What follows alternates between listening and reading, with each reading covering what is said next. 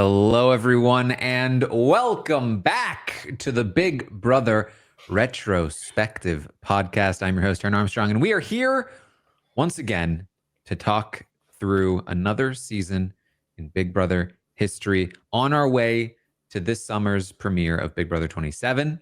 And this week, it's time to talk about the much celebrated, the universally or relatively universally recognized best season of the show. It's Big Brother 10, and with me to talk about it is Aman. How you doing, Aman? I am great, Taran. I am so happy that I get to be here with you to talk about BB10. I was not expecting to get BB10 because I figured when Sam put out the call that everyone would be clamoring for Big Brother 10. So the fact that I was lucky enough to be chosen to talk about this with you, I am super duper excited. It's my favorite season. It's everybody's favorite season. It's your favorite season's favorite season. Okay. So I'm really excited to talk about it, and this is going to be such a fun ride. Big Brother 10, I think, is truly, and I'm sure we'll heap plenty of praise on it throughout this podcast, but it's truly, I think, the pinnacle of what Big Brother can be as a show, from every angle, from drama to strategy, to just like the way that it plays out. It's just a phenomenal time, and I'm sure we'll have a great time talking about it. But first, Aman, we have some unfinished business from last week. Okay. We talked about Big Brother 9 in what was, I think, by a factor of 2, the longest podcast we've done so far in the Big Brother retrospective. Crazy. Big Brother 9. And we've got a poster voted on by the viewers. Who is going to be on the poster? Aman, do you have any guesses for who is on the poster? The 3 poster players for Big Brother 9.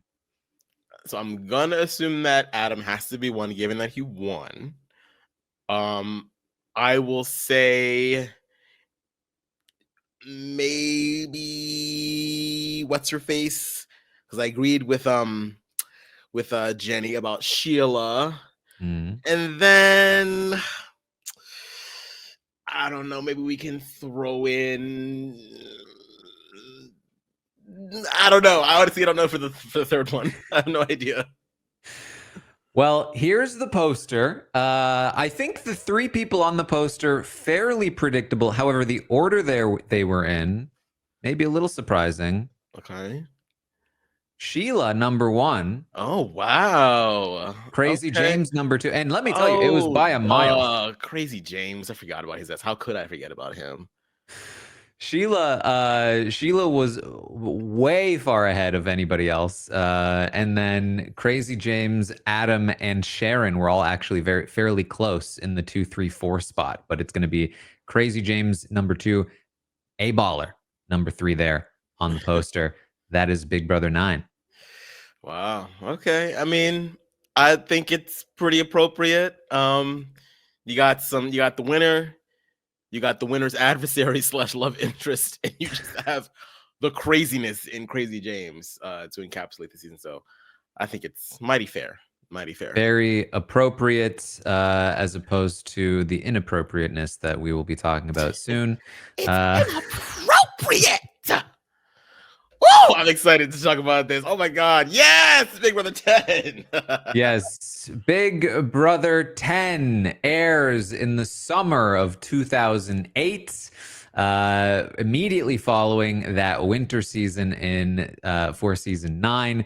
And I think I have to imagine there's a lot of things going on here. One is that they just came up with this wacky concept for Big Brother 9. Maybe they're a little creatively spent. Maybe they used the premise that they were going to use for Big Brother 10 on Big Brother 9. Who knows? But for whatever reason, they're advertising that this is a back to basics season. Maybe part of it is that they lost a lot of their audience over the course of season 9. Maybe not a lot of the audience, but the numbers dipped from premiere to finale, which is not a great sign. It's not, it's fairly typical, but not at the scale that you saw in Big Brother 9. And so maybe there was a little bit of fear. Maybe we've overloaded the audience. It's kind of again advertised as a back to basics season. And Big Brother 10 premieres to the smallest audience it's Big Brother has seen to that point. It was smaller than the Big Brother 9 premiere audience. And so it seemed like there was a lot of skepticism. I can say from my perspective, I was very skeptical of season 10. I was like, I don't know if the show's for me anymore after watching, season 9 and quite frankly, even sort of like the end result of season 8. And so I was a little hesitant to jump in, and I think that's where a lot of people were at the time. You know what? That's why we enjoy you, Taran, because you have been the same Taran Armstrong since birth all the way up until now. BB9 was you saw baby Taran saw BB9 and was like, no. And now all the way to BB, and then BB10 was like the perfect reward. I feel like it kept some of the craziness of BB9, but Dan, obviously being who he was, really helped to elevate the season as at least in the sense of the strategy of it all. So yeah, I can totally understand why anybody would be skeptic if you were like watching back then, especially also because they had a little less time to produce this season, right? Because of the whole writer strike and everything. And then BB9 was a fast, like, get it in, get it out. And so they had to really just like bunker down and like get this season for the next summer just ready to go. So with that time crunch, it's no wonder that they were just like, you know what, back to basics. Let's just strip it all back. Let's go back to where we were and, try to rebuild something else new for the 10th season. And I thought that obviously was the way to go, for sure. And it really did seem to like reinvigorate the audience. The ratings go up over the course of season 10. I would imagine, I guess, as people are hearing, actually, it's good. And so Big Brother 10 comes in with quite a cast. The oldest player to ever play the game, Jerry, is here. You've got, Memphis, the mixologist. You've got Jesse, the bodybuilder, and amongst many others. You have Rennie, who's just Rennie. And you have Dan and Libra cast to be rivals, cast to be a sort of political rivals. But of course, Dan had no interest in actually doing that. That was just how he got cast, which leads to, I think, Dan being sort of like the most accidental win for Big Brother in their history, I think is a very funny thing. Yes. Because they, I imagine, like they were with Steve Moses, were very disappointed in Dan initially, and then very quickly were like, "Wait a minute, hold on, we actually have something. We're cooking. Let him cook. Let him cook something real quick. He's got something. He's got something good."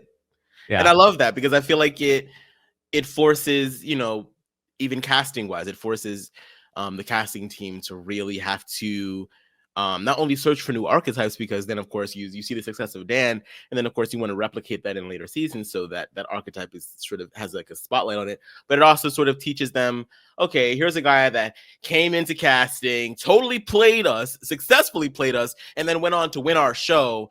We got to start making sure that the people that are coming into the show, and they have varying degrees of success, obviously. We got to start making sure that people that are coming into the show or they're in this casting aren't trying to like play us either. So I felt like he really threw everybody for a loop, and I love a good shake up, shake it up, shake the table.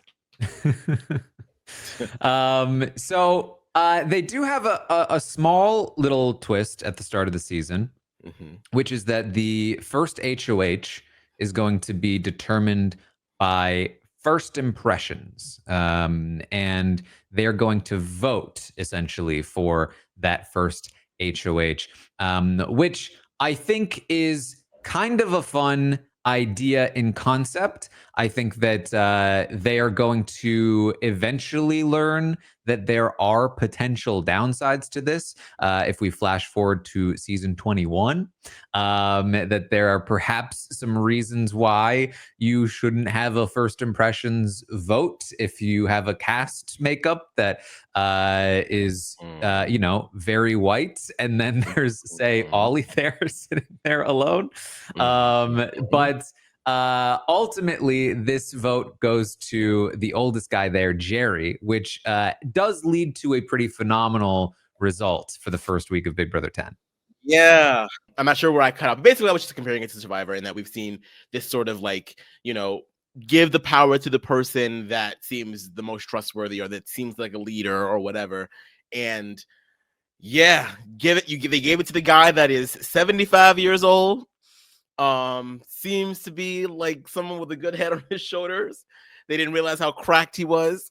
But it really did lead to an interesting week, because while they considered him to be a leader, it also was interesting what ends up happening with his HOH, in that they kind of bullied him a little bit into his nominations. It really was sort of like, we gave you this power, we're your constituents, you're going to do what we want you to do. And that led to quite a contentious first week. It was a lot of fun. Yeah, we've had a lot of very good week one HOH reigns in terms of entertainment value in Big Brother. The first week is always very chaotic as people are figuring out who their allies are. You get players like Angela or Frenchie who kind of go on power trips and do all kinds of wacky things. But Big Brother 10 has a first week of the game that is just as chaotic and wild, except from the perspective of the entire house. Like, it's not the HOH that's just going wild. It's that the entire house kind of comes together to overturn the machinations of one Brian Hart. And it has to be one of the most entertaining and satisfying, I think, first weeks of Big Brother that there is. I mean, the season kicks off with such a bang. And not only is it like, oh man, this guy who maybe seemed very promising as like a potential player and character just went out, you might be disappointed about that. But at the same time, you're very excited about the fact that look at all these other people that immediately caught him and ousted him. What kind of season are we in for now? Yeah.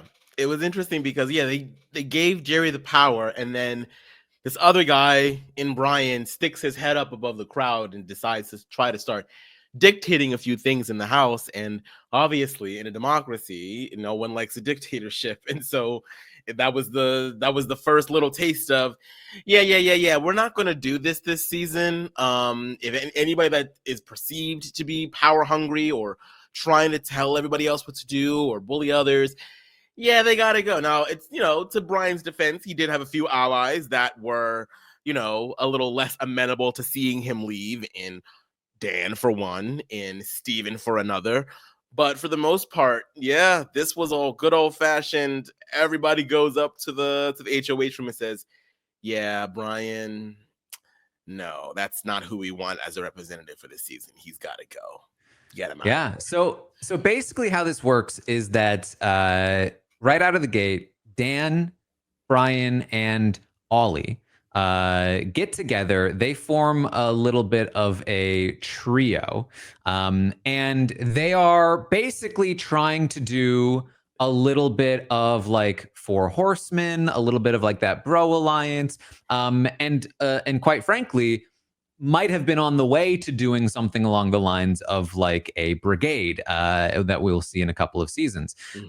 However, things go poorly for a couple of reasons. But I guess before they go poorly, Brian then uses sort of his connection to Jerry as having like a military background to help influence Jerry's nominations. And in particular, protects Dan that week, because right from day one, Jerry was looking at Dan as a potential pawn to go up on the block that week. Brian is able to step in and protect Dan from being a pawn from Jerry in that first week, using that connection. And so they have a lot of power here. And they are looking at like, okay, what should we do? We should probably target some big players. Memphis is one of the primary targets initially for the two of them, or for the three of them. However, that changes when more drama happens. And the target shifts to a different guy, Jesse. And that's because of some sleep scheduling issues. Yeah, Jesse just can't take it with all of the noise. He's a big guy. He's a bodybuilder. Those muscles need sleep. They need fuel. And who should be an antagonist towards that fuel but one Rennie Martin? She's not used to these time zones. Okay, she's a little jet lagged, or whatever the reverse of jet lag would be for her. Mhm. And she's up at all hours of the night, keeping Jesse up, squawking and squealing, and that it gets on his nerves. Yes, the conflict between there's so much that happens in the first week that is so like it carries on throughout. Like Jesse and Rennie instantly get into fights. Yep. Dan and Jerry already at it. The fact that Dan is targeting Memphis initially, I think, is very fun. But Jesse and Rennie get into this big argument. They end up going on the block together. They make big targets of themselves. Rennie was always somebody that might have been nominated as a pawn anyway, and now instead of going after Memphis, the idea is to go after Jesse, until Jesse wins the first veto competition, which means he's going to be able to pull himself off the block, which means that Dan, Brian, and Ollie are going to have to pivot, and they go back to their original plan. Let's get Memphis on the block and take out Memphis. And everything's going fine, right? Here are where the two problems come in. One, Brian can't really keep his mouth shut. Yeah. Not to save his life at all. He's feeling good, and he is not shy about telling other people how good he's feeling. He starts telling, Libra about like, hey, don't worry about it. I got this covered. Memphis is going up on the block. You're going to have to prepare for that. And Libra is like, excuse me, who do you think you are? Yes. And this is why Libra is one of my favorite Big Brother characters ever, is because she is a constant disruptor to whatever the status quo is going to be throughout the entire season. She's not afraid to speak her mind. She's not afraid to flip plans, and she will tell you to her face, even when called out. She'll be like, yeah, I said that. Mm-hmm. Yeah. Because I did feel this way about you. And it's gold. It's just gold, because there are some people that appreciate her for that, like some people like Keisha, and then there are others that are just going to like completely just like be just completely out of sync with her. So her being like sort of like the impetus for this coup that's about to happen is just music to my ears. Love every moment of it. Yeah. And so they start digging on Brian. They sort of recognize his plan instantly. Oh, he just wants to take out the other big guys first. He thinks he's going to run this show. And there's another guy that they feel close to, Libra and April, and that's Ollie. And that's because Ollie and April are already having like a little bit of a budding flirtmance going on. And they start pressing Ollie on like, so what's going on with Brian? Because this is a problem. And initially Ollie is trying to like, do the deflection thing, the thing that many people who end up in these sort of like brigade pretty boys type alliances do, which is like keep the showmance on the outside of knowing about it. But these showmancies, they're not going to just let him deflect. They keep, April in particular keeps pressing. He eventually spills his guts and caves and gives up Dan and Brian and decides he's going to go all in on the other side of the house. And of course, all of this happens, and then it starts to spread around, and the consensus becomes, with Jesse taking himself off the block, Brian should be going up in his place. There's no like, oh well, there's nothing we can do. We'll just lose Memphis first, or like we'll just vote out Rennie. We'll deal with it later. You know, we don't want to get in trouble by going to Jerry, the HOH. Like, no. They are going to orchestrate a coup, an intervention. They have distracted Dan and Brian so that they don't know what's happening. And then every other person in the game go into the HOH room with Jerry, corner him, and say, listen, this is what's going on. Brian is playing us all. He thinks he's playing you, and you need to put him on the block, essentially. And Jerry, despite some initial reluctance, eventually capitulates because basically he's terrified. Like, Lord help me, but this is elder abuse, okay? Like, this is reminding me of like when the rich old guy is about to die, and you have all these vultures that are coming in, trying to get a little piece of his will. They're just saying, "This is what you need to do. I've been with you. I love you. This. You should leave this to me. I will take care of this for you." That's basically what they did. He didn't want to do it. Jerry did not want to do this initially, but he was just like, you got the whole house coming to you saying, do this. And he's like, okay, well then you guys got to protect me. You guys got to make sure that I'm not nominated next, because the moment I do this, like, then I look like the bad guy here, because I already said what I was going to do. And now you guys are making me do something. Like, this is a lot, but I'm glad that he did. I'm glad that he did capitulate, because it led to I think this was like the greatest appetizer of our first week. I loved it. Mm-hmm. Yep. So Jesse takes himself off the block, and Jerry blindsides Brian, the guy who thought he was running the whole game, gets blindsided, backdoored in the first week, and then nearly unanimously voted out as everyone goes in. He does mount a campaign. And this is really, I think, why ultimately he's remembered fondly in the fan base, because you know, we've seen plenty of, especially on Survivor, like flame out first boots, and certainly some flame out first boots on Big Brother as well. And you often go like, oh yeah, that guy or that woman, like, oh man, they really screwed up. But Brian is remembered fairly fondly, I think, as somebody who had potential because of how effective his campaign was. Despite the entire house cornering Jerry and getting him to betray him and put him on the block in a spot where he was dead to rights, he does manage to muster up almost enough votes to stay. He pulls, he obviously has Dan. He pulls Steven. And we can go in order of eviction to show you. He pulls Steven. He pulls Angie. He even, has some sway over Keisha.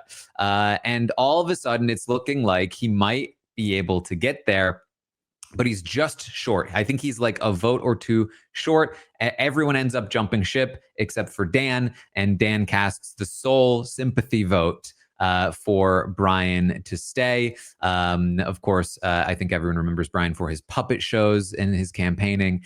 And again, like really remembered as somebody who I think had potential if he had been given more time to cook, essentially. He was very new to the show. He had only watched Will and Boogie on season 7. That was his only experience of watching the show. And you can see that in how he tried to play the game and how he talked to other people in the game. But I think, potentially given a chance to stew a little bit, maybe would have, been able to do something else. But ultimately, that's going to be it for Brian. Yeah, I mean, and I thank him once again, because I think that, through his campaigning, he really did sort of set up what eventually becomes a split house situation. I think that we all adore BB10, but I think it's kind of underreported, just like how, like, because we're just so used to like the commentating about the chaos of it all, like, and everybody has an axe to grind in the show, but there is sort of like that quintessential split down the middle type deal going on for most of the season. Yes, it's a little bit more fluid than other split houses, but it's still sort of a split house, and a lot of that has to do with Brian. And he, as you mentioned, he did a really good job. A lot of his campaigning was very effective, to the point where people were openly talking about, like, damn, like, he's actually out here. He could stay. But I think on, because of the fact that there are such intense personalities and people are fighting with other people, specifically in Keisha and April, like it's kind of hard to corral enough votes for you to stay when people are determined to not want to work together as it is. So Mhm. yeah, it was a very fair effort, but no dice. No dice. Yep. So, and I find this very funny. With Dan as the sole vote to keep Brian, Brian leaves the game, and Julie asks him what he thinks of Dan and the fact that he voted Mm-hmm. for him, and Brian says, you know, I appreciate it, but this I don't think he has it. I don't think he has what it Yep. takes. I think he's too soft for the game. Yep.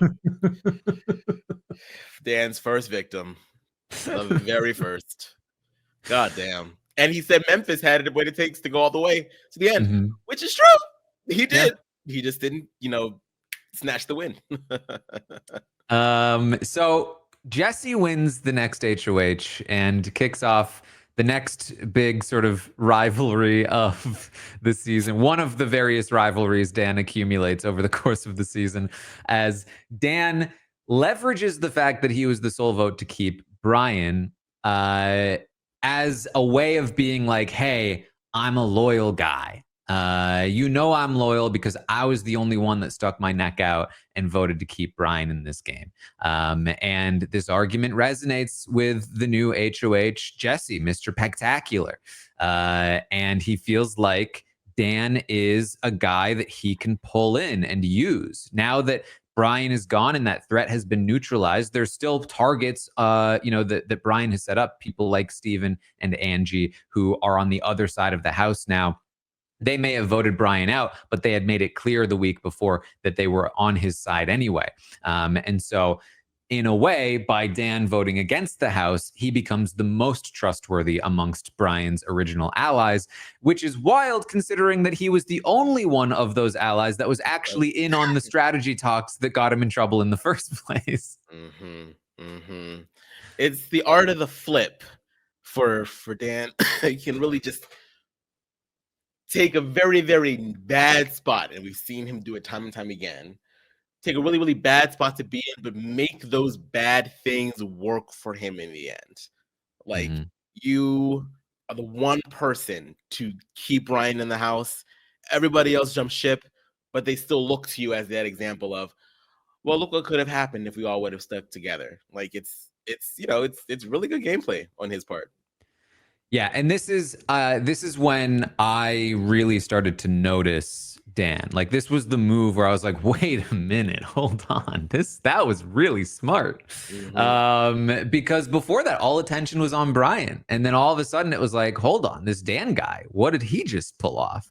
Now it doesn't keep him off the block, nor does he really try for it to. He basically volunteers to be nominated, and then throws the veto while nominated to ensure that he stays on the block. This is the one and only time in Dan's entire Big Brother career that he stays on the block for the vote. And he does it on purpose here in week 2 of Big Brother 10. He basically does it this once and is like, oh, I'm never doing that again. Yeah, and it was so interesting to me because I think there's a lot of commentary, especially with Dan having returned to us on the Traders last year. There's a lot of commentary about like, is Dan's game good to the point where it is repeatable? And I think obviously there's a lot of stroke of genius for the time with Dan. Um, but there are also moves that he makes throughout his time in the house, both seasons that he's on, where you're like, I don't know if I would have done that. I don't think that would work today. But I also think, just by admitting those facts, I think it goes to the greater point of like, there are things that are not acceptable in Big Brother today because of the fact that Dan did them first, right? Like he was the person that was willing to stick his neck out and strategically be on the block for something, or strategically continue to keep up a lie, which we'll get to later on in the season, about something. And looking back on it, you're like, that's terrible jury management. Staying on the block, volunteering to go on the block, that's not good. But it worked for him in the time because they weren't frequent strategies yet, but he made them work for him. And that's like what makes his game so cool to watch in this time. Yeah, and that's the thing too. It's like I think that and throwing the veto while you're on the block, it's something that very few people have ever done since. But of course, there's a very famous example. Our good friend Jordan on Big Brother Canada basically attempted to replicate this Oh move, no. thinking it was a good idea. But the problem is, of course, and this is no shade to Jordan, but like the people who often try to replicate Dan's strategy in particular often crash and burn. And the reason that they crash and burn is because they're not Dan, right? Like Dan's strategy worked for him in the way that he did it, but the moves that he made were often very counterintuitive. Like they kind of break the laws of Big Brother a lot of the time. And so you definitely shouldn't take inspiration from especially the flashier things that he did, because for most people, this is Do as I not what say, you not should as be I doing. do. Yeah. No, yeah, for sure. And I think also because like a lot of people that would try to make those moves in the first place post Dan are often super fans of the game, and therefore oftentimes are like put into that archetype casting wise as someone that is a Dan or a Steve or whatever. So I feel like their castmates are already anticipating some type of, oh, this is the guy that's going to think he's the mastermind. Like, so it just doesn't, it's not going to work again. Like his game is unique and it's fun to watch. Is it repeatable all the time? No, but he knew what was going to work when it was going to work. And that's the stroke of genius there. And what I find interesting is that Dan ultimately is a super fan of the show. He doesn't present as such in the game, but he is somebody who has studied the game, who has grown up watching and studying the game. And there are elements of all of the established strategies in his game, but none of them sort of play out in the way that they usually do, because he takes them and twists them in his own kind of unique ways that feel like they shouldn't work, but then they do. And this is why I think Dan is so celebrated, both strategically and on an entertainment level, because none of his success feels straightforward. Certainly doesn't feel boring.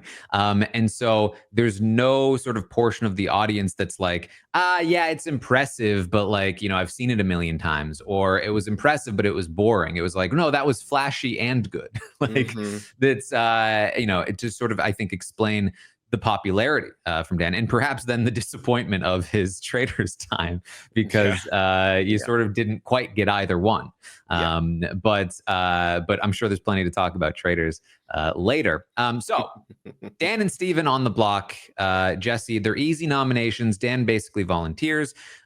Steven is a good target for Jesse. The group that sort of came together to take out Brian is still roughly a thing, but there are already starting to be some cracks in that facade, and Dan is somebody who very purposely tries to exploit those cracks and create what eventually becomes this split house. Michelle wins this veto, does not use it.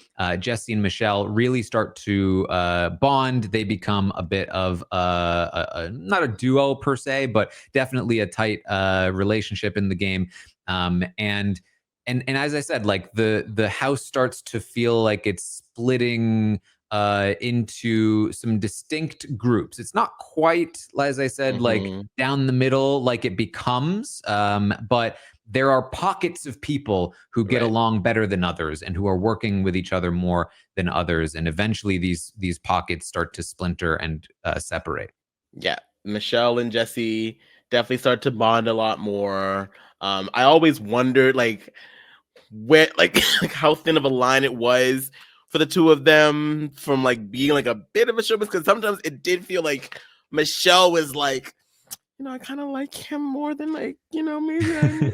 So it was just, it was very interesting to me. And then you have, the Keisha and Libra side of things, with April also being there, and then by extension Ollie, but Ollie still kind of has something else going on with some of the guys, and it's just a very interesting type of, like you said, not quite split, but definitely people that have decided, I'm going to talk to this person more than once today. The other person I could give two shits about. So. Yeah, and so you start to see this kind of grouping. So like Memphis and Jesse are fairly tight at this point. They're close enough. Memphis is kind of in that crew to some degree. And then yes, you have this trio-ish of Keisha, April, and Libra, who Coven. are yes, the Coven, who are doing their own thing. They are eventually going to split apart. And all of this comes down to a couple of weeks from now, which we'll talk about. But these are the seeds of this happening. So ultimately, the rest of the week is relatively straightforward. There is a unanimous vote for Steven to be the second person evicted from the game. Not a single vote cast for Dan. And this is the only time in his Big Brother career that anybody would have the opportunity to vote Dan out of the game. And they chose not to. Yeah, I think Steven ultimately was just one of those people that couldn't really pivot. I think that, he had the stink of Brian on him, and that just was just enough. Again, one of those things where at the beginning of the season, even as tumultuous as the weeks can be, ultimately people want to land on a consensus. They don't want to be the first person to go. So Brian's got to go. Steven, by extension, is guilty. So let's just go ahead and make it an easy week and get Steven out of here. That keeps the status quo of the house exactly where most people want it to be. So. Mm-hmm. And again, just goes to show the strength of this cast that Steven feels like a perfectly fine Big Brother player who, under most circumstances, probably would have been in a decent place to make a deep run. And that's pretty much why he was evicted here. He was seen as the strongest player amongst the other three that had been initially siding with Brian. He was like the most physical, he was the most social and connected, and so that meant Steven had to go. And this again plays into Dan trying to actively play weak, but it's just like a hole that Steven can't dig himself out of. Sitting next to Dan, who seems so much weaker and more loyal and like less socially connected, it was just a no-brainer for everyone to vote Steven out here, and there's not much he could do about it. Yeah, it's interesting because he goes out and he's a lot more sociable at the time than Dan. And people seem to like him a lot more, but that just ends up being, his downfall. I was doing a little bit of research on because I wasn't there for the feed. So I did a little bit of research before the podcast to see, if I could find any tidbits about what was going on at the time. And I read that there were even conversations among some of the women at the time as to whether or not Steven actually was gay, because the way that he would talk with some of the women, they were like, hold on now. What's going on here? So yeah, it just feels like, they just saw him as much of a bigger threat. So, hey, gotta go. Yep.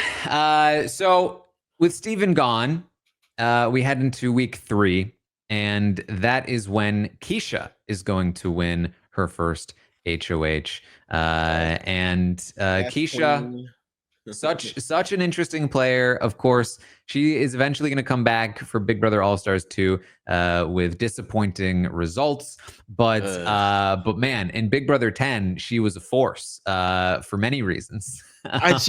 I can't get over the stark contrast. I'm sorry to rant for 2 seconds. To this day, I understand that people grow, people change, people things, life happens. But when we found out that she was going to be on cast, I just had such high hopes. I just wanted so much for her, and it just didn't work out. And the fact that her and Memphis were actually aligned for most of this season, and he ends up being one of the people that is responsible for her undoing, it's still, and granted, yes, it's been over a decade since they probably even talked to each other in a serious fashion, but it just grinds my gears to this day. I hate BB22. Important things to note about Big Brother 22. Keisha is a last-minute replacement. She is absolutely not been in the Big Brother streets, making relationships. Certainly was not a pre-gamer, and so was basically shut out of the game instantly in that season. And then even with all of that, like, wouldn't have been such an early victim if not for like the competition results and like Janelle and Kaser being safe and so many other things. So it was an unfortunate set of circumstances, but boy, in season 10 is she a presence. And one of the reasons why that this group eventually starts splitting up. So uh like Jesse before her, she develops a bit of a relationship with Dan, who is trying to get into her ear and like develop this sort of bond and connection to her and her side of things, because she's kind of on the other side of where Jesse was in the game strategically, over there with Libra, and then you have like sort of April a little bit closer over on this side, and then Ollie, and then it kind of develops over onto the other side where it's Jesse and Michelle. And so there are some feelings of like, oh, I don't want to nominate Dan this time. Like I would rather put Jesse on the block. And things start to get a little messy because she's also going to win the veto. She's not going to use it. And ultimately, Angie is voted out. But like very clearly, the cracks are here now, and this whole group of people is ready to just like explode. Yeah, it's a powder keg. I feel like there's like a couple inconsequentials on either side that can go. Angie, as much as she was sort of in with the Brian, Steven, Jesse, Michelle side of things, I still think that ultimately she's not someone that is considered a big force in the game at this point. But it's a death knell essentially. It's like you take Angie out, it's like a clear, oh, okay, this game has to start now because who's next after Angie, if not me? So this was the beginning of the end, and I think um also other arguments happen throughout the week with what's going on with these veto competitions and Keisha getting it, or excuse me, Libra getting into it with Jerry and Rennie over calling them old and slow, and it's starting to build here. Like people are starting to be like, all right, I'm getting sick of these people. Let's get this shit on the road. Yeah, and so basically, for Keisha, this was as light a shot across the bow as she could take. That like there was this feeling that Angie had sort of sided with the other side of that group, and had been, there was some blame attached to Angie for Steven's eviction, that like maybe it should have been Angie instead of Steven, and stuff like that. And they argue And about so that weeks later. Mhm. And so the idea is that by taking out Angie, you're kind of like weakening the other side without having to actually take an actual shot. And you don't put up Dan, you put up Jesse, to make sure that Angie goes home here.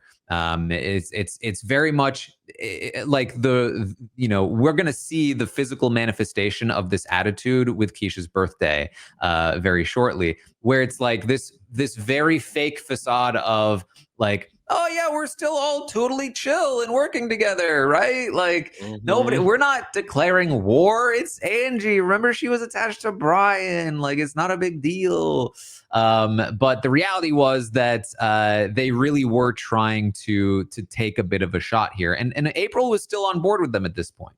So this is all important because the following week after this really breaks apart in some interesting ways, and it's I think hard to understand if you just look at where the alliances are, how we get to the end result of next week. But it kind of stems from this little bit of back and forth, and specifically April being on the side of Libra and Keisha at this point, that all leads to what is about to happen.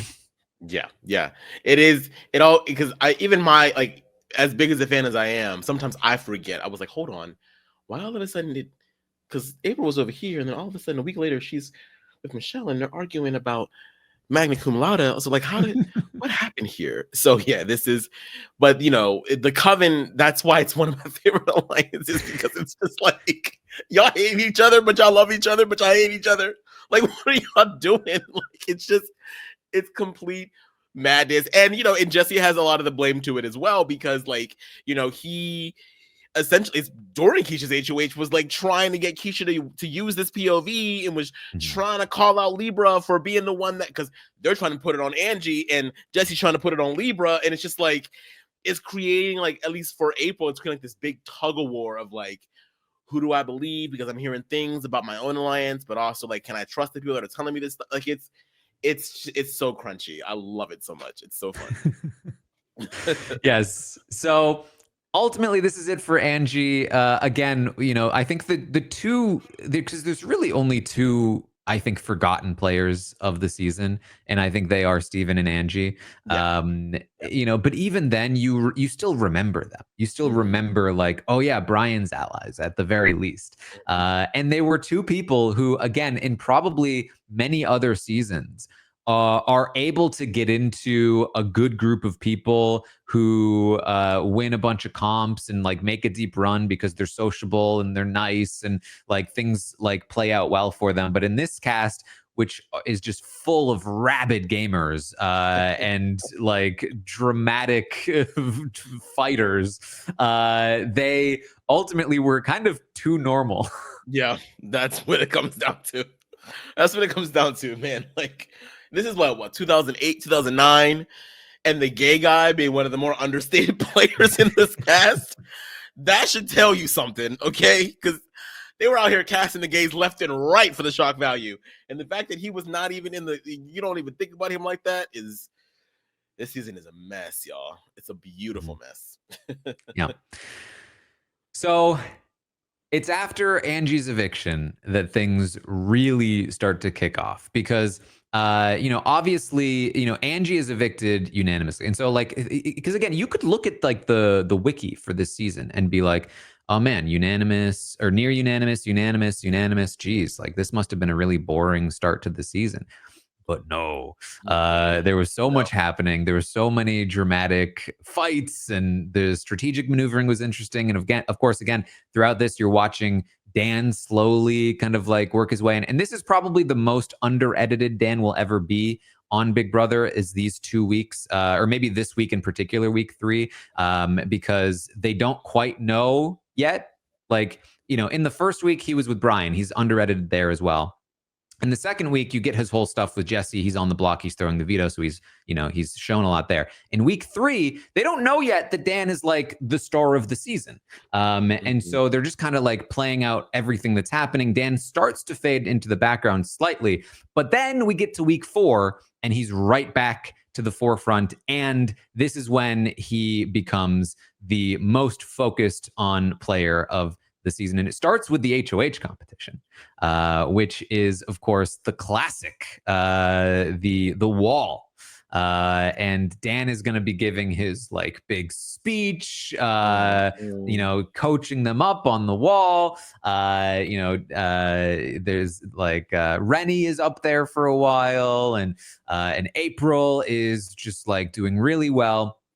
April eventually is going to win this competition, and in the process is going to promise Michelle that she and Jesse will be safe for the week, and that's important because April is again like on the side of Keisha and Libra right now to some degree, and Keisha had just put Jesse up on the block, and so there's this tension between these two sides.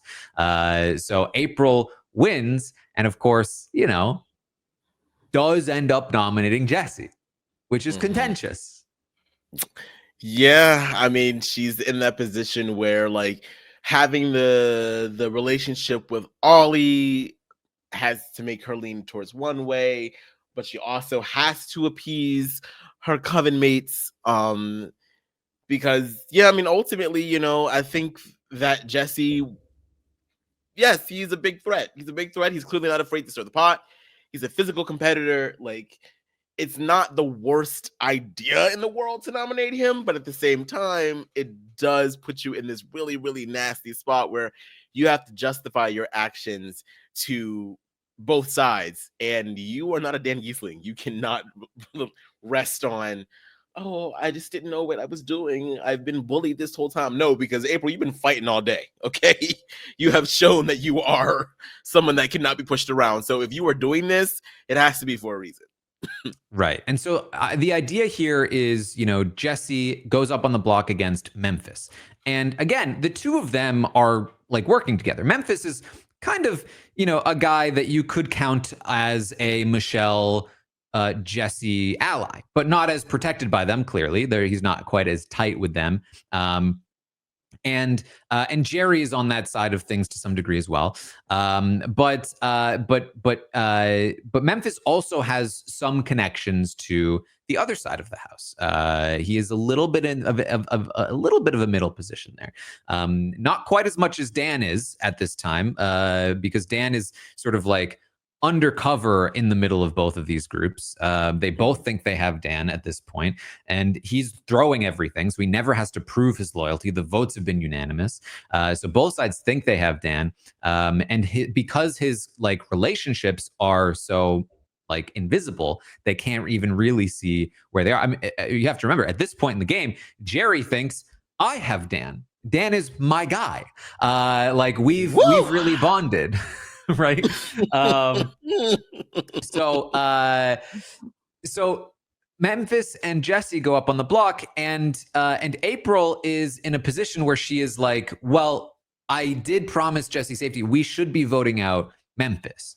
Like that's where things should be. Jerry, of all people, wins the veto competition, does not use the veto, and then things get really, really messy from here, because April becomes insistent that it has to be Memphis that leaves, that Jesse must stay, and in the meantime, Keisha and Libra are kind of like, but Jesse's right there on the block, and he's way more dangerous to us than Memphis is, and then we get a little bit of an incident.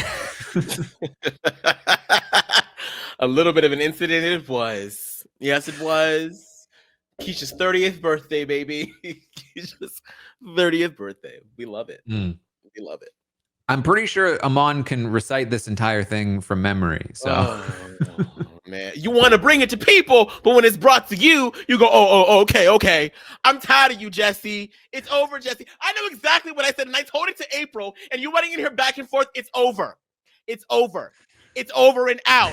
They would have heard me around the corner, Jesse. Believe me. They would have heard me around the corner. It's apparent that you started shit that you can't finish.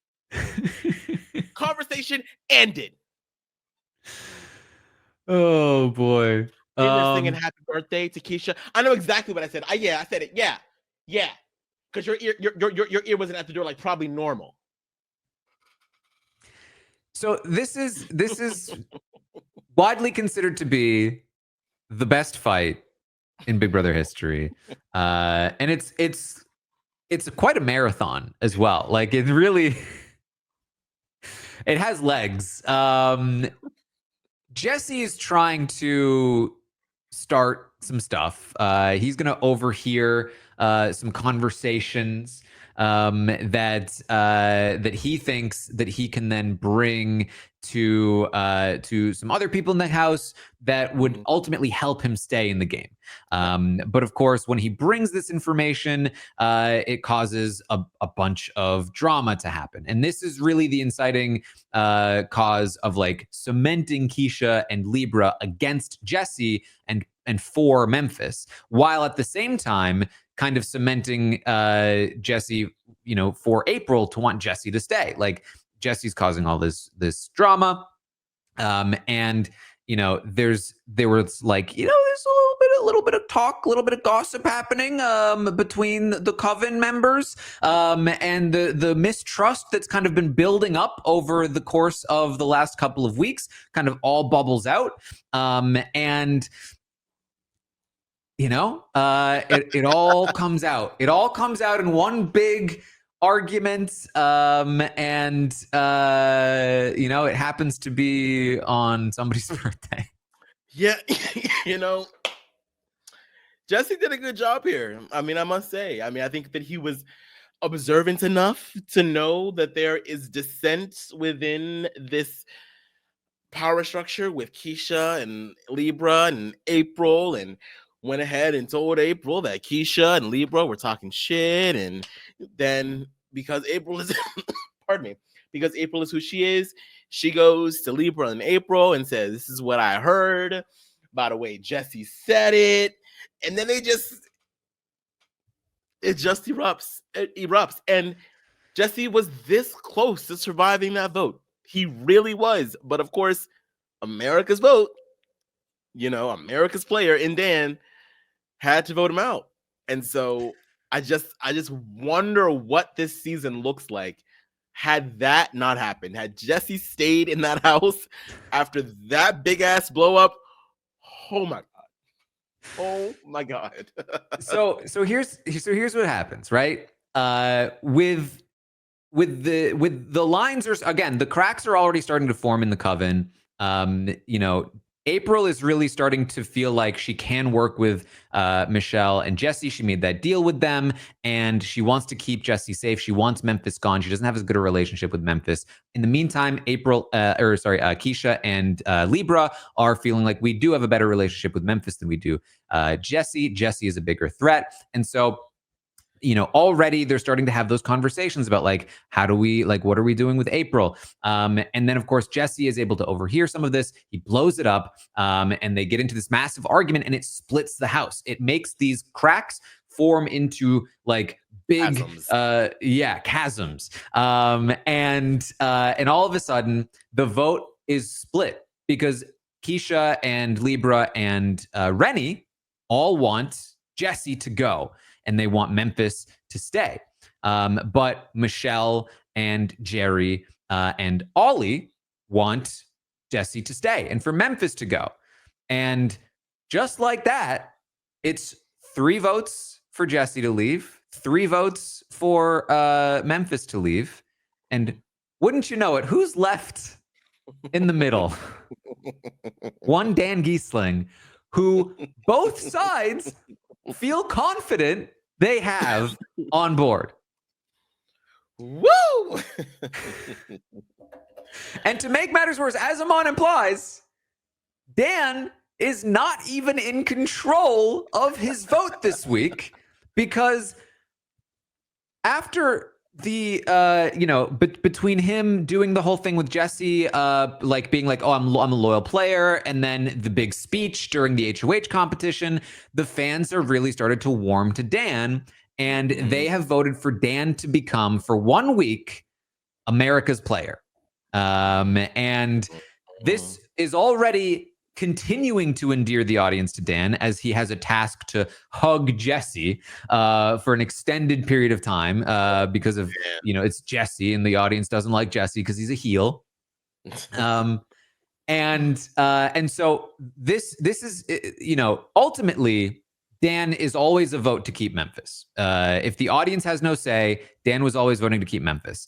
The thing that the America's Player twist changes is that Dan has to play both sides up until the very moment of the vote, because he doesn't know for sure which way he's going. So he has to continue to play into the April, Michelle, Jesse, Jerry, Ollie side of things, in case the audience forces him to vote out Memphis, and then he's like, see, I was with you the whole time. I did what I said I would.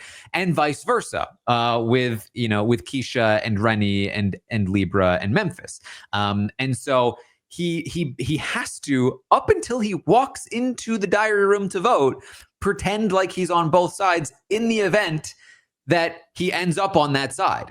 And this causes some additional tension in the house when it happens. Now, it's important to note that Dan has been developing a relationship with Memphis on the side here. as I mentioned, Memphis was somebody who was kind of in the middle. Dan was very much in the middle. And the two of them start to kind of bond over not being super tightly connected to anybody else in the game. Of course, after this move, Dan is going to really like leverage the fact that he was the soul saving vote for Memphis to stay to lock in that relationship. But he already had a very good relationship with Memphis. He already had a good relationship with Jesse at that point, but Jesse was too well connected elsewhere, whereas Memphis didn't have as many of those connections. So it made more sense for Dan to keep Memphis. He is also begging the audience, please don't vote out Memphis. Please vote out Jesse.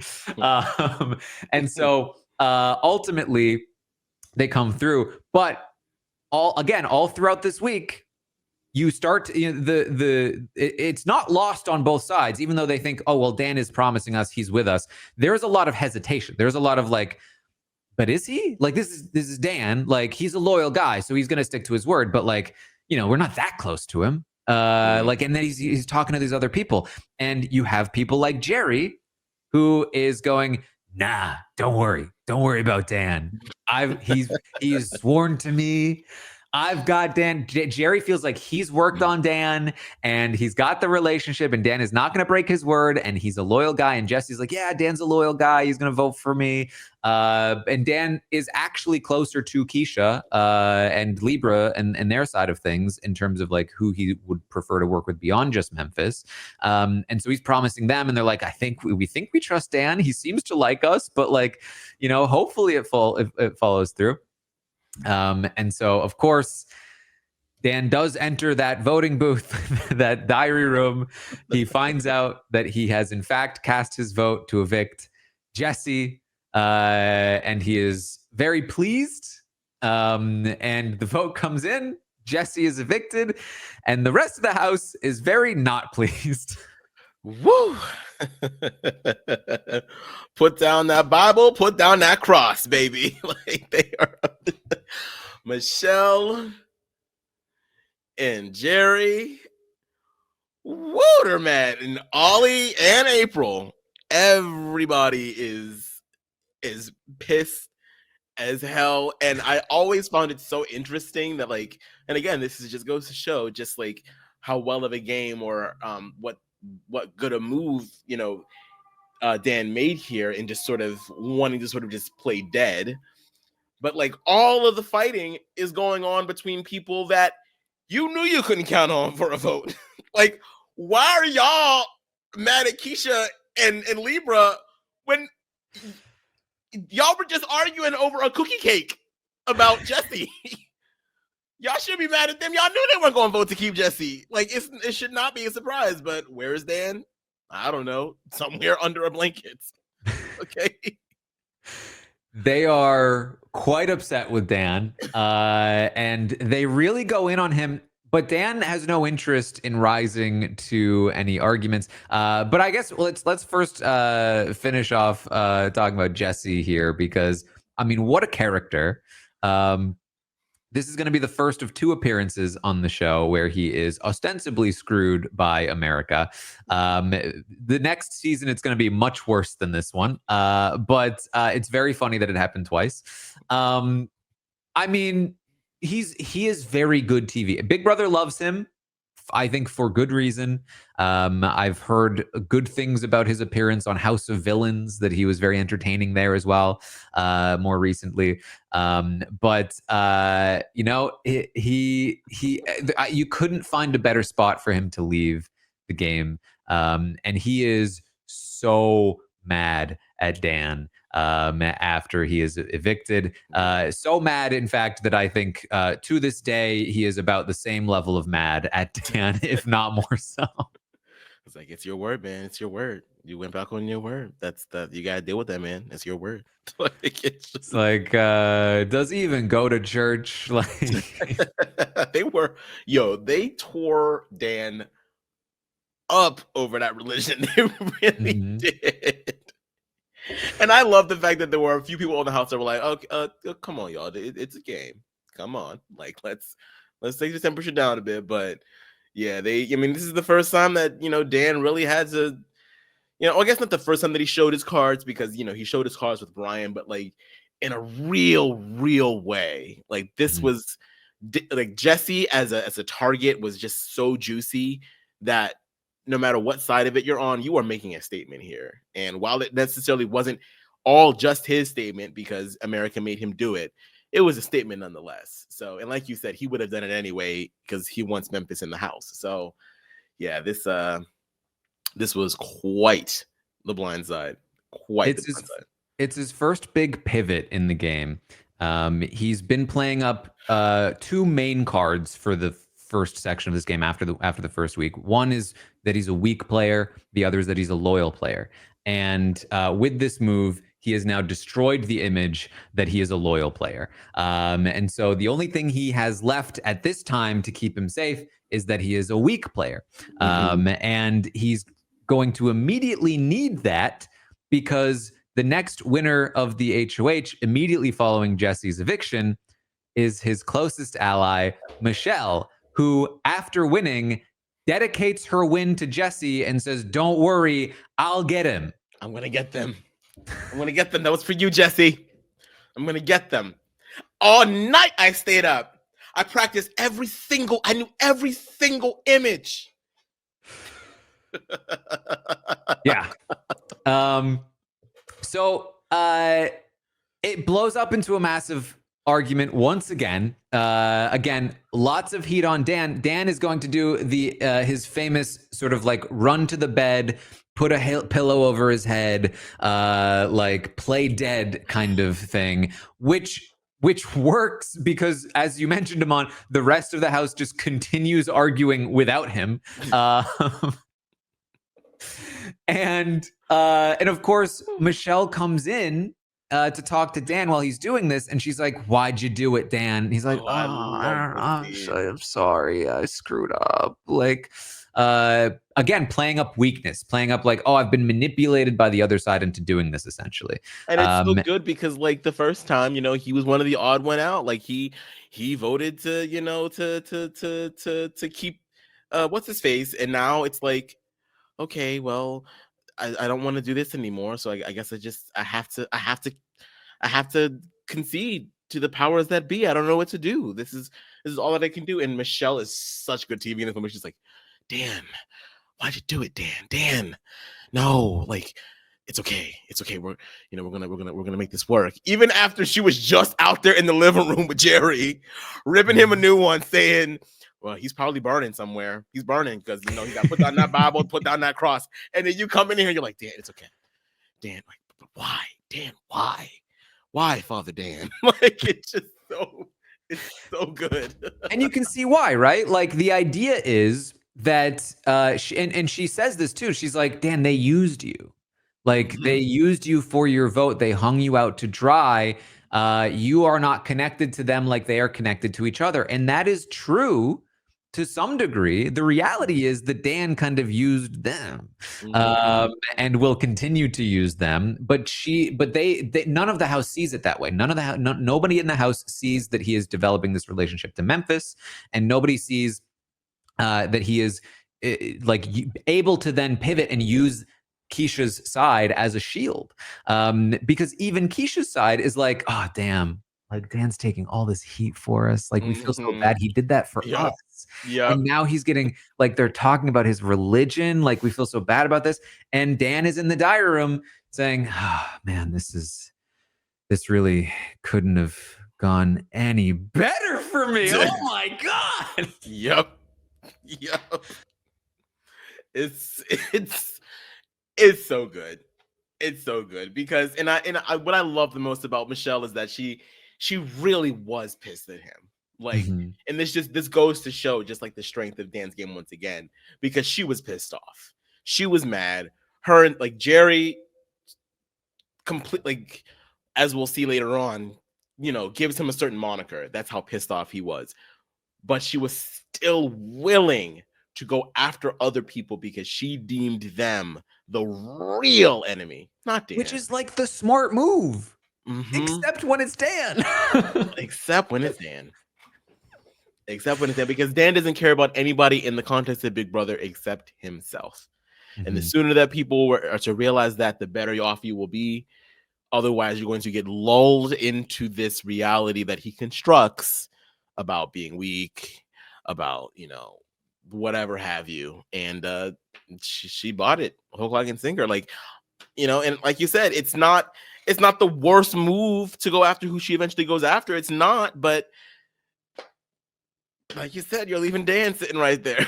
So It's wild how much of Dan's Big Brother 10 game was like the biggest strength he had was controlling perception of who he was. And the fact that he was able to completely remain under the radar. Because again, from Michelle's perspective, if Dan is the player she thinks he is, if Dan is the player that everyone in the game at that point thought he was, she's making a great play here. She's stuffing down her own emotions of feeling betrayed and annoyed at Dan. And she's saying, listen, if he can be manipulated to one side, maybe I can manipulate him to my side. I'm not going to waste my HOH taking out the solo Dan when there's still another side of the house I need to deal with. So let me try to do my best to win him back to my side so that I can use him as a number and then whittle down the other side. Then we can get rid of him eventually. Like that is ostensibly like the right thing to do. If your read on Dan is correct, but it's not. And what's wild about that for Dan is that he comes back and everyone knows who he is and he still manages to find success. That is, it's wild, right? But this is where things are. Michelle is going to target Keisha and Libra, put them on the block. Jerry wins his second veto in a row. Come on, Jerry. Come on. Jerry, unlike Michelle, is not willing to put his feelings aside. No. Jerry is so mad at Dan. And he is desperate to use this veto so that Michelle will put Dan on the block. But Michelle is saying, no, I'm not putting Dan on the block. Do not use this veto. But Jerry is so mad because he has been, like, again, you have to like look at this from Jerry's perspective, at least just from the game perspective alone.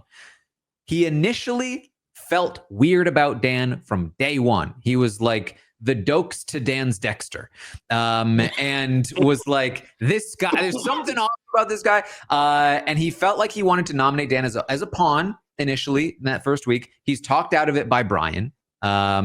And then turns out Brian's a snake and Dan's been working with him and oh my God, right? But hey, Dan, he's this weak guy and, he voted for Brian to stay. He showed that loyalty that I didn't.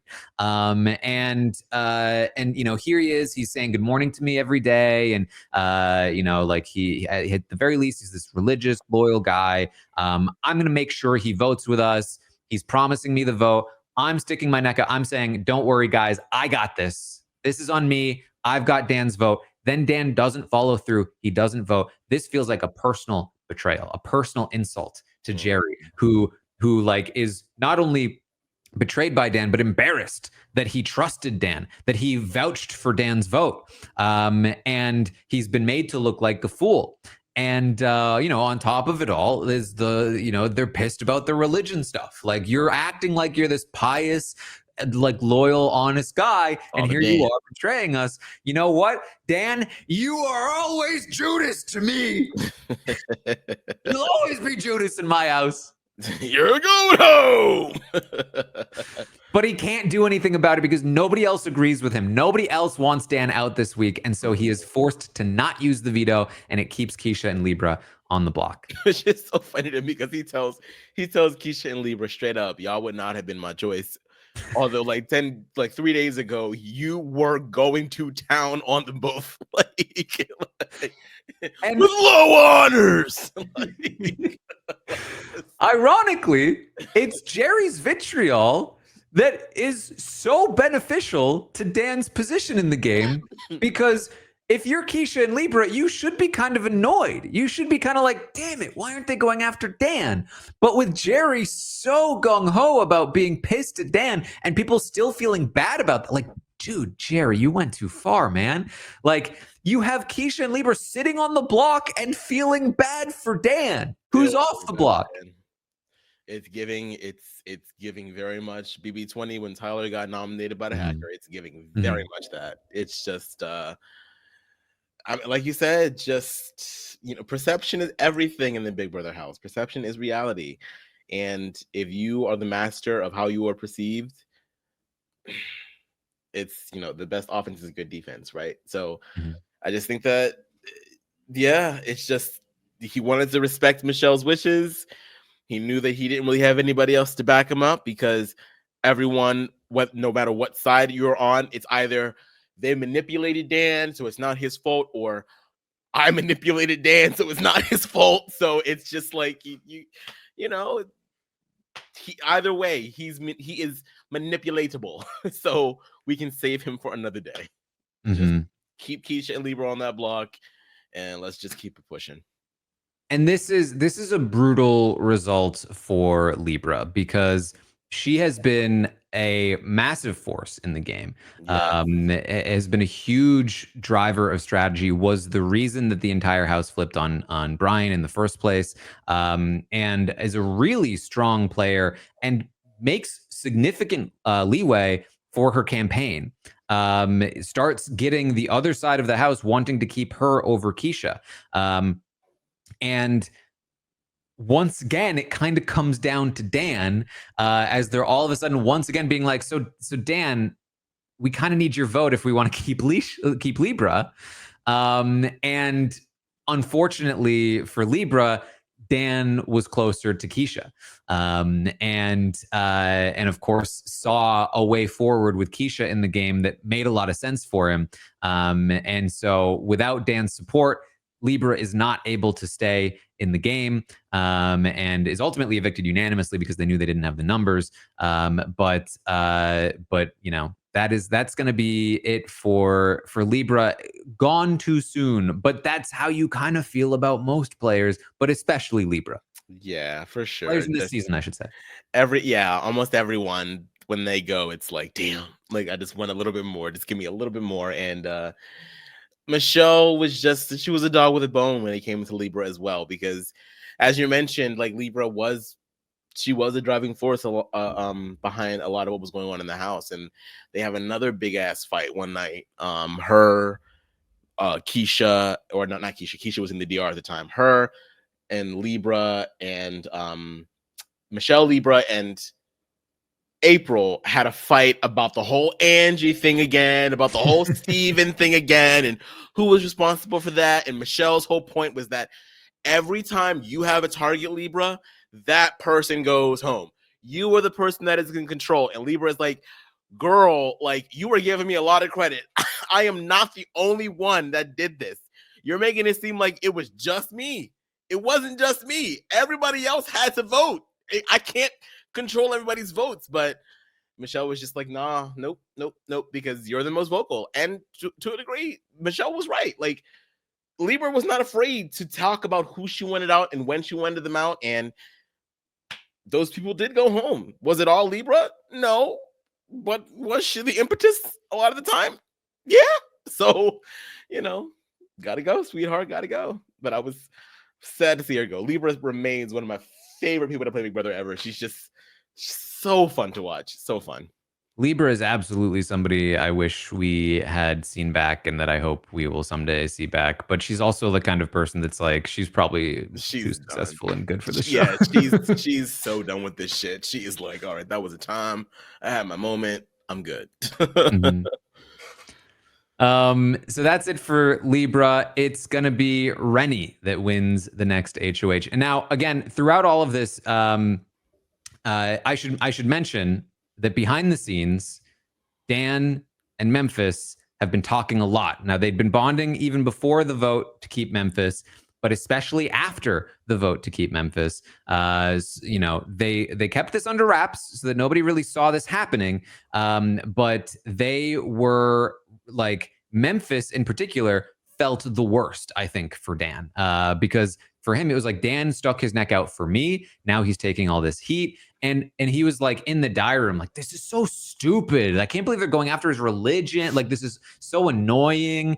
And Dan really leveraged that to really lock in the bond he had with Memphis. And they create the secret alliance known as the Renegades. Renegades. And it is them that decides this vote to keep Keisha over Libra. And when Rennie wins this next HOH, it makes so much sense that they basically are able to lock in this this group of themselves, Keisha, and Rennie. And it's important to note that, like, again, Dan is using a lot of the strategy that has been built to this point. So like the secret alliance with the Renegades. Prior to that, he'd really been floating, like June had, sort of back and forth between two sides, depending on who was in power, encouraging rifts between two sides to split the house. And then ultimately, like the secret duo, sort of again like June. A lot of people don't recognize the connections between June and Dan in their games, but like there's a lot there. But here is sort of like basically improving on the Legion of Doom formula that Dr. Will and Danielle had attempted in Big Brother All-Stars, where it was essentially two duos coming together in a secret 4-person alliance. That's what they brought together with this alliance with Rennie, Keisha, and the Renegades. But what Dan and Memphis did was they hid the fact that they were a duo, and they allowed Keisha and Rennie to feel like they had these two guys who were separate, who both came to them from individual relationships. Keisha already had a bond with Memphis. Keisha already had a bond with Dan, and they didn't see that Dan and Memphis were bonded together. So from their perspective, it was their duo plus Dan plus Memphis, and they were in the center of it.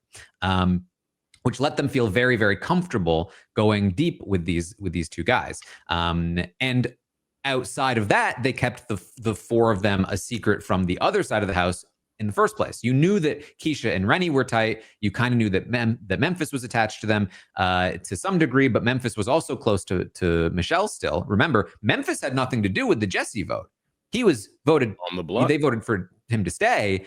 But from the perspective of the other side of the house, Memphis was like still on their side. It was just that the other side really wanted Jesse out. And I forgot to mention this, but like when Michelle was HOH, Dan was again leveraging that he saved Memphis, going to Memphis saying, "Hey, I really need you to help me out with Michelle here," because Memphis still had a really good relationship with Michelle. Doing the same thing he did with Brian, using the connections that he does have to influence people that he doesn't have as much of a connection with.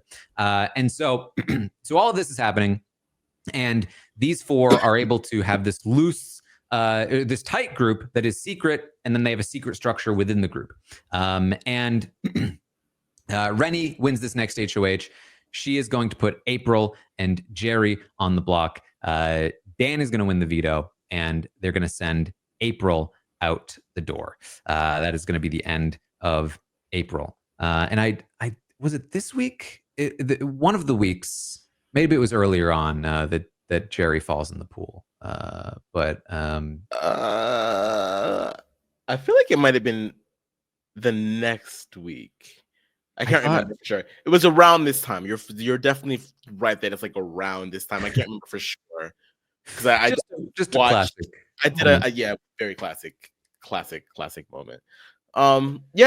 April,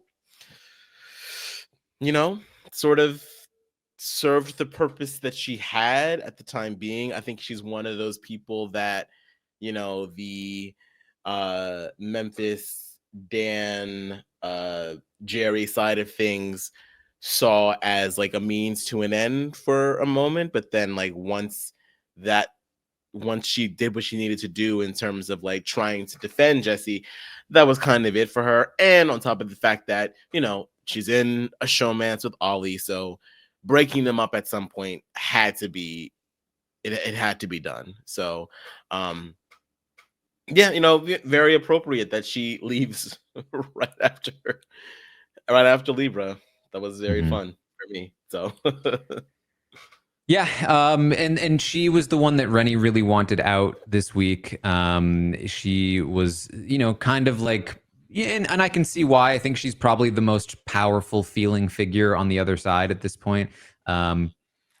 having just been in power a couple weeks before, you could maybe look at Michelle, but I think Rennie felt like she had a decent enough relationship with like Michelle and them, that she felt like I can just snipe out April. In fact, she was originally thinking that like, hey, maybe I should put up Dan or Memphis as a pawn against April so that I don't have to put up somebody who will be mad at me. Ultimately, she talked down and puts up Jerry instead.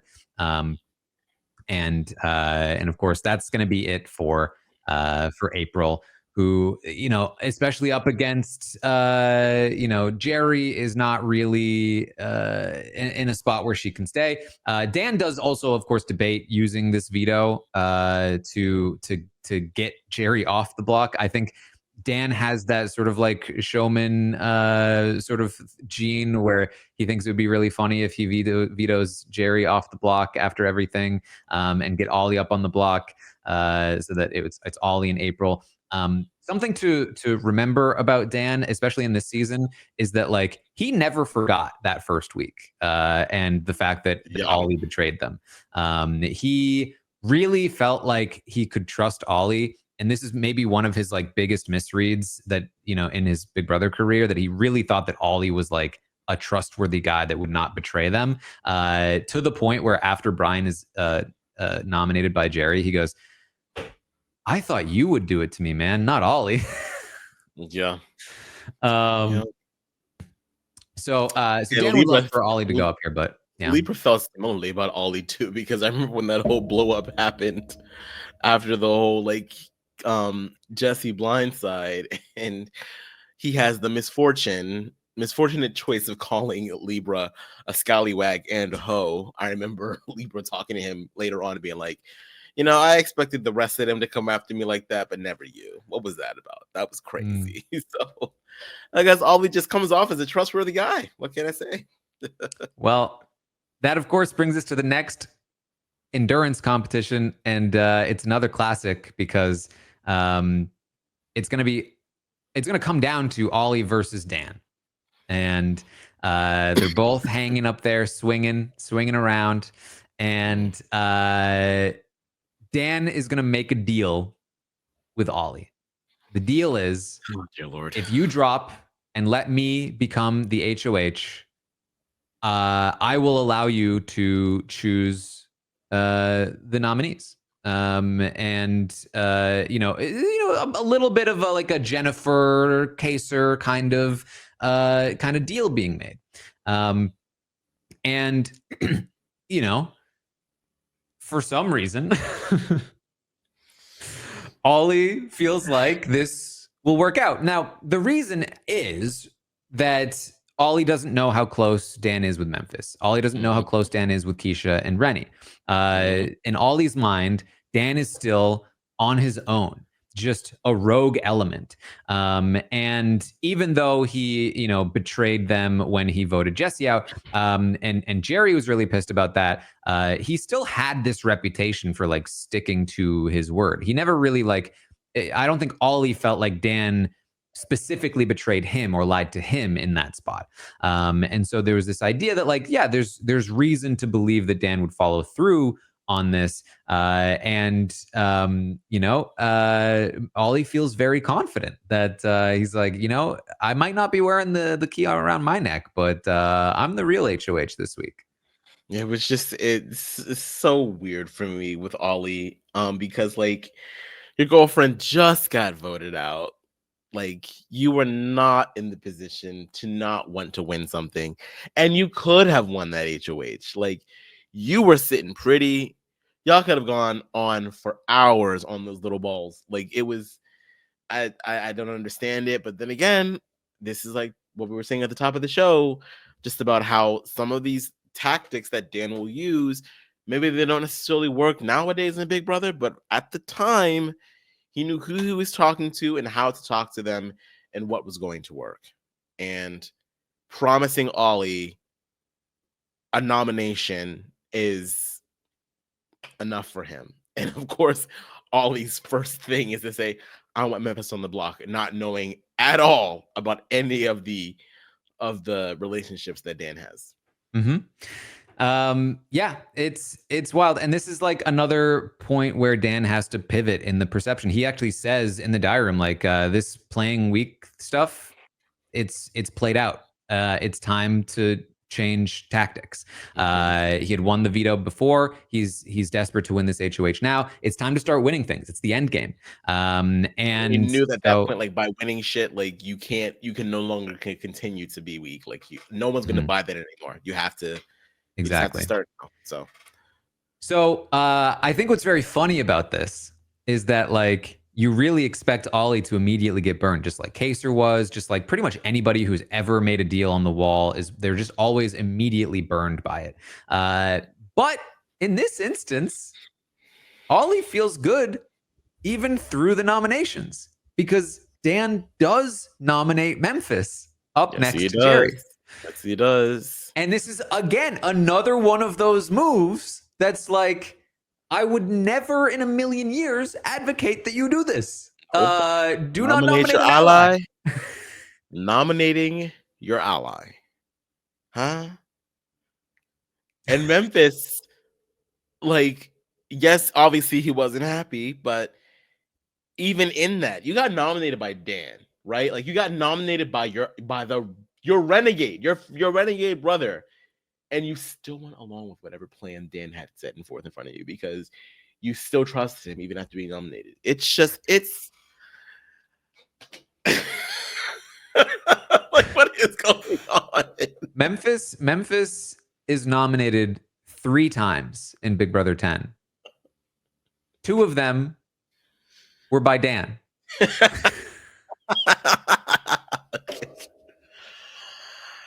Woo! Oh man. Okay. So the idea here is it's very important, and it does pay off in a way that is very effective. He's hiding his relationship with Memphis. He's saying, sure, I will agree to nominate Memphis. Who in their right mind, if they were aligned with Memphis, would follow through on this? And Memphis is pissed for real, which allows him to very easily play up the fact that he's pissed. And so this helps them both outside of the alliance for perception and inside of the alliance for perception, because nobody believes that they're working together. Yeah. Now, there are plenty of contingencies here. If Memphis does, for whatever reason, stay on the block, he has the votes to keep Memphis safe. It's actually, like, if you look at it, it's a pretty locked in position.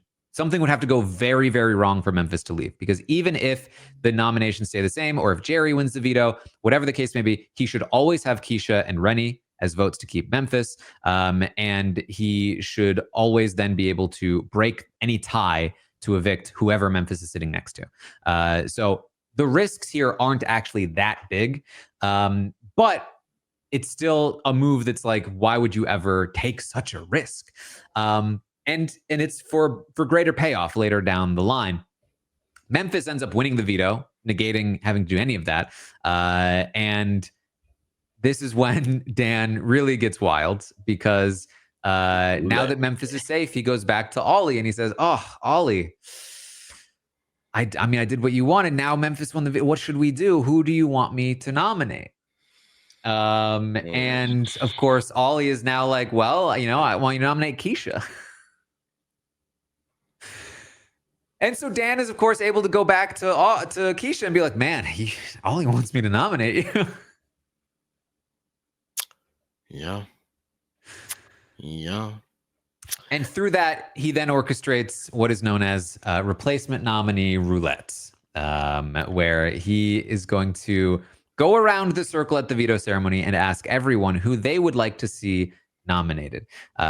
He gets some hesitation before getting some buy-in from pretty much everyone. But it's almost like, if you recall Big Brother 19, when Paul orchestrates everyone to throw the HOH to Christmas, and it has to fall in a specific line. Yes. Basically, he's able to pull one person, and then using that person, he's able to be like, well, hey, did you know that this person said your name? And then it's like, well, if they said my name, I'll say their name.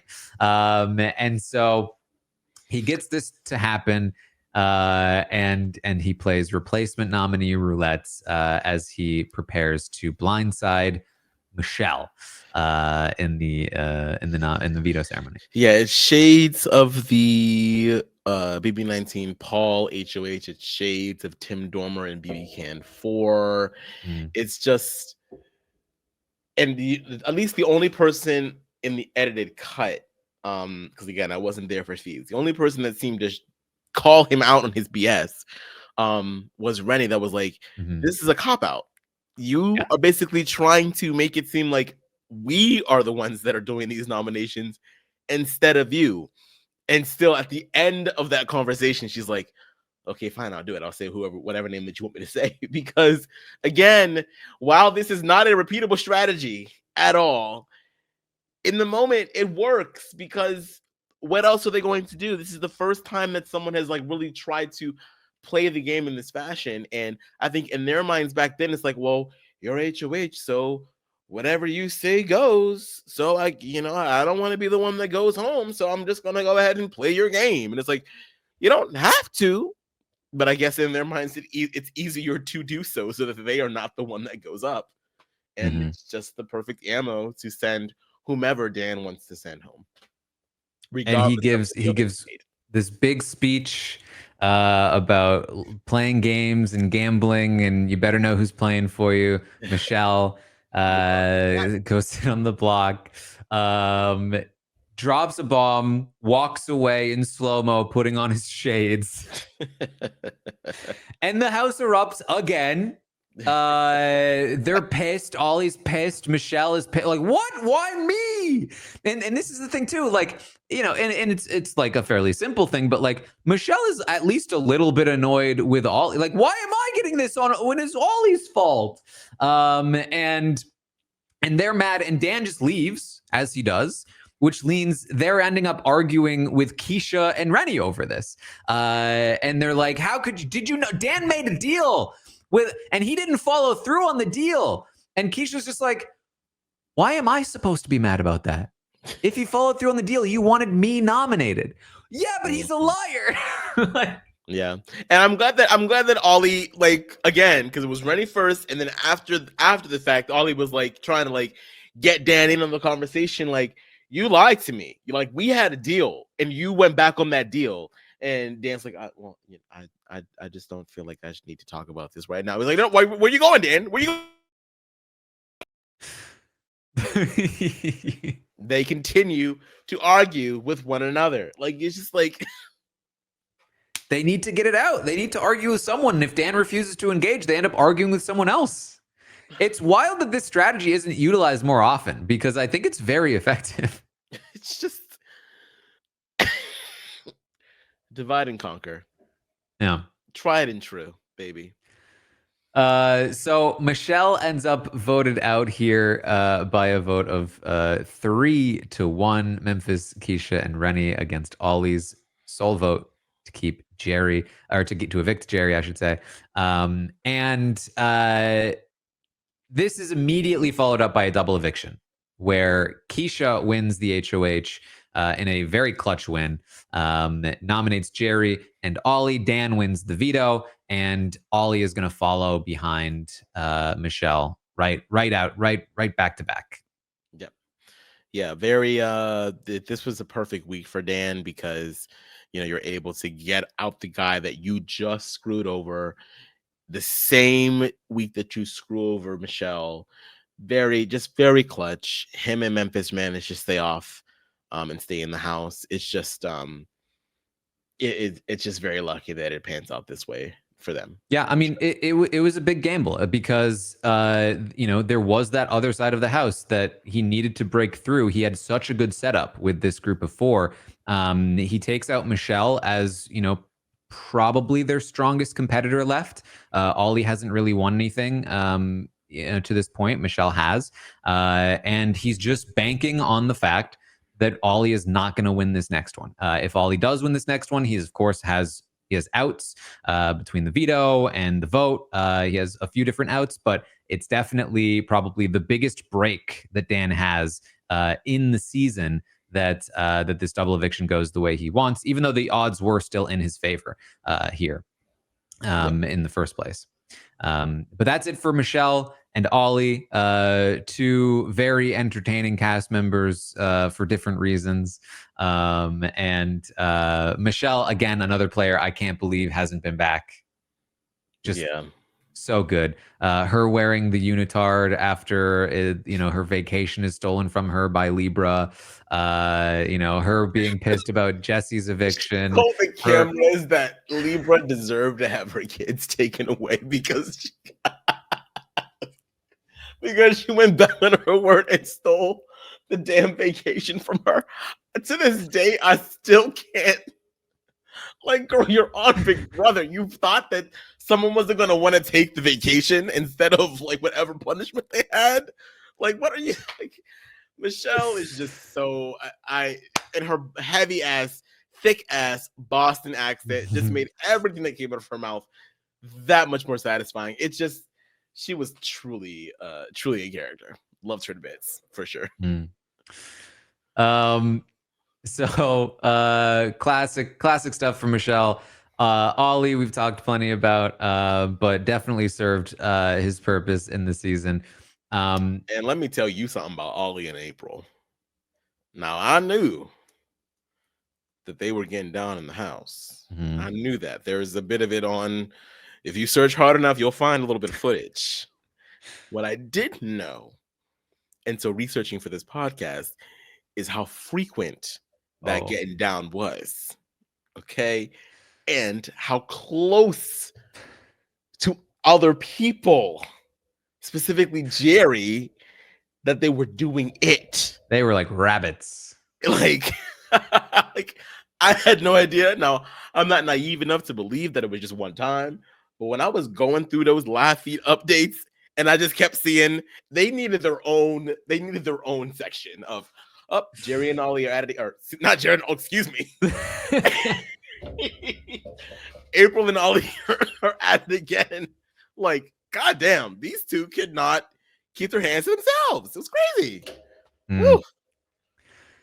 Well, Ollie is evicted. Dan's gamble pays off because Ollie doesn't win. He's evicted, and now it is down to the final 5, and it is Dan's entire alliance against Jerry. Everything goes smoothly as long as Jerry doesn't win.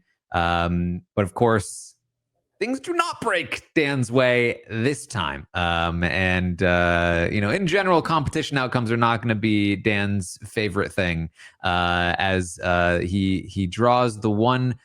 Who would have guessed the 75-year-old is able to pull out another competition win at the final 5 against the entire alliance. Jerry wins the final 5 head of household. And of course, he is out for Dan's blood. Of course he is. Always be Judas in his book, baby. Even though he did apologize ahead of this for calling Dan Judas, but the principle remains in that Danny is not to be trusted, and he has got to go. So now this is when history is about to repeat itself once again, because you've seen this before at this point, right? Dan might have been nominated by Jerry. He gets Brian to sort of like go defend him, make sure he doesn't get nominated. Michelle is thinking about potentially nominating Dan. He's going to talk to Memphis and be like, "Hey, Memphis, can you vouch for me here and get me to not be nominated? Essentially, keep me safe." Once again, Dan is going to use an agent to help sabotage Jerry's goal of getting him out of the game. This is where Dan nominating Memphis came in so clutch, because again, nobody sees that Dan and Memphis are together. And this is not just like, even Danielle and Jason, where it's like, oh, they're really good friends, but we don't see that they're a tight duo working together. This is much more June and Alice. This is like these two hate each other. Like they don't like each other. There's no way they're working together. Jerry thinks that by talking to Memphis about targeting Dan, that Memphis is going to be happy, that he's going to be like, I'm going to get him for us. And so Jerry sees Memphis as the best person to work with, in the same way that probably Dan did only a month ago. And Jerry tries to pull Memphis in and say, hey, I want you to be my final two because you are alone in the game like me, and I can't trust Dan for anything. And I obviously can't work with Keisha and Rennie. They're a duo. And so he thinks he's going to be able to work with Memphis. And Memphis is able to be like, yeah, I am pissed at that guy. He tried to target me. He tried to get me out of the game. He nominated me when he was HOH. And just fully just goes in with Jerry. And Jerry feels like he has found an ally in Memphis. And he says, Memphis, if I keep you off the block, the only thing I need from you is to win that veto and keep Dan on the block so that we can take him out of this game. And Memphis says, of course. But of course, making a final two deal and everything, and just really trying to just think about this end game and getting to the end. Again, great, duo gameplay by Memphis and Dan. Jerry, tunnel vision right now on Dan. It all makes perfect sense. There's no reason for Jerry not to believe that Memphis would not be a target, or excuse me, Dan would not be a target for Memphis. So might as well. And it's this kind of duo play that should be textbook. This is the sort of thing that people should be taking away from Dan's game. Maybe you don't want to go as far as the gamble of nominating one of your closest allies, but like yes. Going out of your way to make sure that you are not seen as a duo is so incredibly valuable. It's something that we already talked about. Paul in season 18 should have played more of an individual card from Victor, especially when Victor came back into the game. They went right back to being a duo. They were seen as a duo. They were targeted as a duo again. It happens all the time that you go to the end game. People see you as a duo. You don't do enough to separate yourself. There's so much value in not being seen as a locked-in ally of the person that is a locked-in ally. And this is a huge example of why, because if they don't pull this off, then Memphis and Dan are on the block together. Memphis potentially wins this veto, and Memphis takes himself off the block, and all of a sudden Dan's up against Rennie or Keisha, and Dan's gone. Like I mean, probably gone. You can never really say anything with certainty against Dan, given what he's gone through. But like that's a very bad spot for Dan. But because of those gambles before, because of the risk that they took and the way that they set themselves up, both inside and outside of their alliance, Memphis was able to stay off the block, win the veto, and then against Jerry's wishes, use the veto to save Dan, forcing both Keisha and Rennie on the block.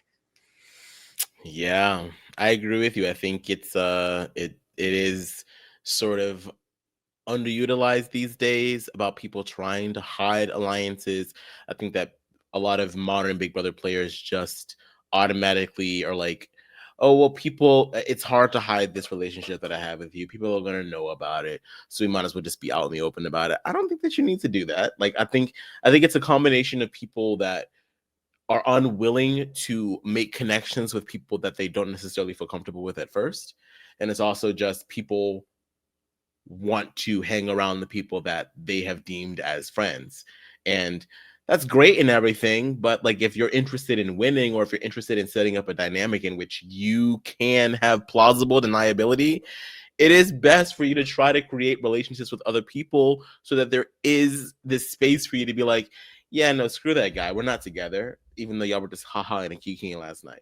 But And Dan and Memphis were so effective at this that not only were they not nominated together as a duo, but Memphis was the guy that Jerry trusted the most to take Dan out. He was the guy who he thought was the most willing to go against Dan, which is a wild thing to have pulled off. And it's not the first or last time that they do it. So Memphis uses the veto on Dan, and this is, of course, going to lead to Rennie's eviction. It is. It's around this time that they have their time zone conversation. Yes. I would say not. I don't think Rennie's on the block at the time, but it's certainly near end game, which is another classic moment where Rennie does not believe. You're gonna make an ass out of yourself in front of America. It's 6 o'clock.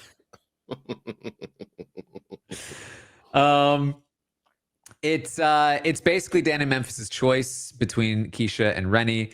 For Dan, this is a no-brainer. He has a great relationship with Keisha at this point. He's been working on the relationship with Keisha for a long time. It's going to come in clutch very soon as well. And the relationship with Rennie has always been, iffy at best.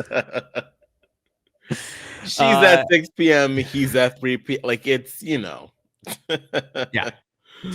So they're both going to vote out Rennie, which brings them to the final four, where it is where Jerry can't even compete in the HOH. He is only going to be able to compete in the veto. Dan wins this HOH. He nominates Jerry and Memphis. Let's talk a little bit more about Rennie before we move past Rennie. Phenomenal character. Sure. She is let me see here. She is 53 years old at the time of playing Big Brother 10. And she is right in there with them, arguing with people, getting into fights, strategizing, being a part of the gameplay. Like, she is not a huge part of the gameplay in the way that like Keisha and Libra and like Michelle and like all of those players were. She's a little bit more of a background player throughout like a good portion of the season, but she is still a player. And especially once we get to Endgame, she is like pretty much like similar to Jerry, like the only one that can really see through Dan. Another Dokes, the Dokes part 2. She's like, Dan, I know what you're up to, Dan. Yeah. But is not really able to convince anybody to do anything. Yeah, at that point, it's a little too much too late. But you're so right in that, like, yeah, she might not have been, as overstated as a character throughout, or at least as a player, rather, throughout the season. But she was always, clued in. People always tried to include her in conversations before votes. She always had an input. And again, not afraid to be like, I know what's going on here. So like, it's, yeah, just a great character. And her and Dan's little rivalry, I feel like in a lot of ways is the predecessor to Kevin Martin and Karen Singh Bailey. Yeah. And 5 for sure. She's a delight. Just fantastic. If you haven't listened to it, I highly recommend. I did a Taran show interview with Rennie years ago. Or really, if you have listened to it, go back and listen to it again. It's phenomenal. She's quite a character. But that's it for Rennie. So Dan wins the final 4 HOH. Mm-hmm. And the game is still like, they do not let their foot off the gas here. Final 4 in particular, like we talked a lot about season 7, some of the mistakes that Dr. Will made. Dan does not make those mistakes. In fact, the thing about Dan is that he's always playing every angle as much as possible. He does not let off the gas. When people talk about the funeral, they talk about how they feel like some of those things that happened in the funeral might not have been necessary. But the thing about Dan is that he's going to do what is necessary at all times, unless he's on the traders.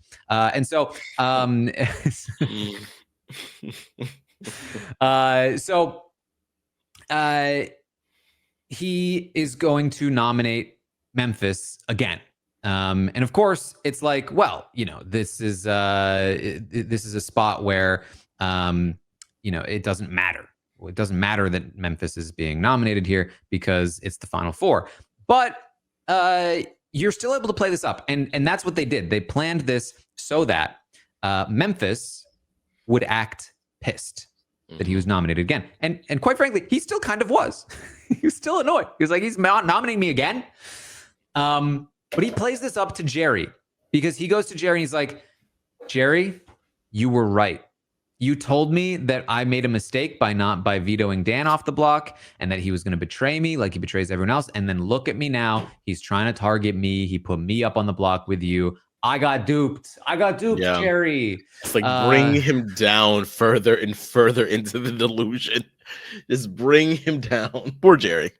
Poor Jerry. And they continue this ruse where they have decided now that they're not going to evict Jerry, that they would prefer to evict Keisha because Jerry is basically an automatic win in the final three. For as many competitions as Jerry has won, those final three HOH competitions, even as early as season 10, are basically unwinnable by a 75-year-old man. And so they feel like by evicting Keisha, they bring Jerry to the final three. Memphis feels like this is great for him because he's the one working on Jerry.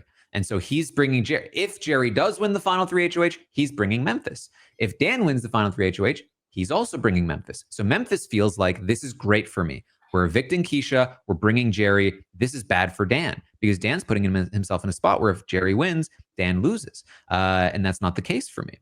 And so because of that, Dan sort of leverages that and has Memphis continue to work on Jerry while leaving Keisha alone. And this is a huge, huge part of why Dan wins unanimously, because Dan focuses all of his energy on Keisha, banking on the fact that Jerry's not going to win the final three HOH, goes in on Keisha, says, I want to keep you.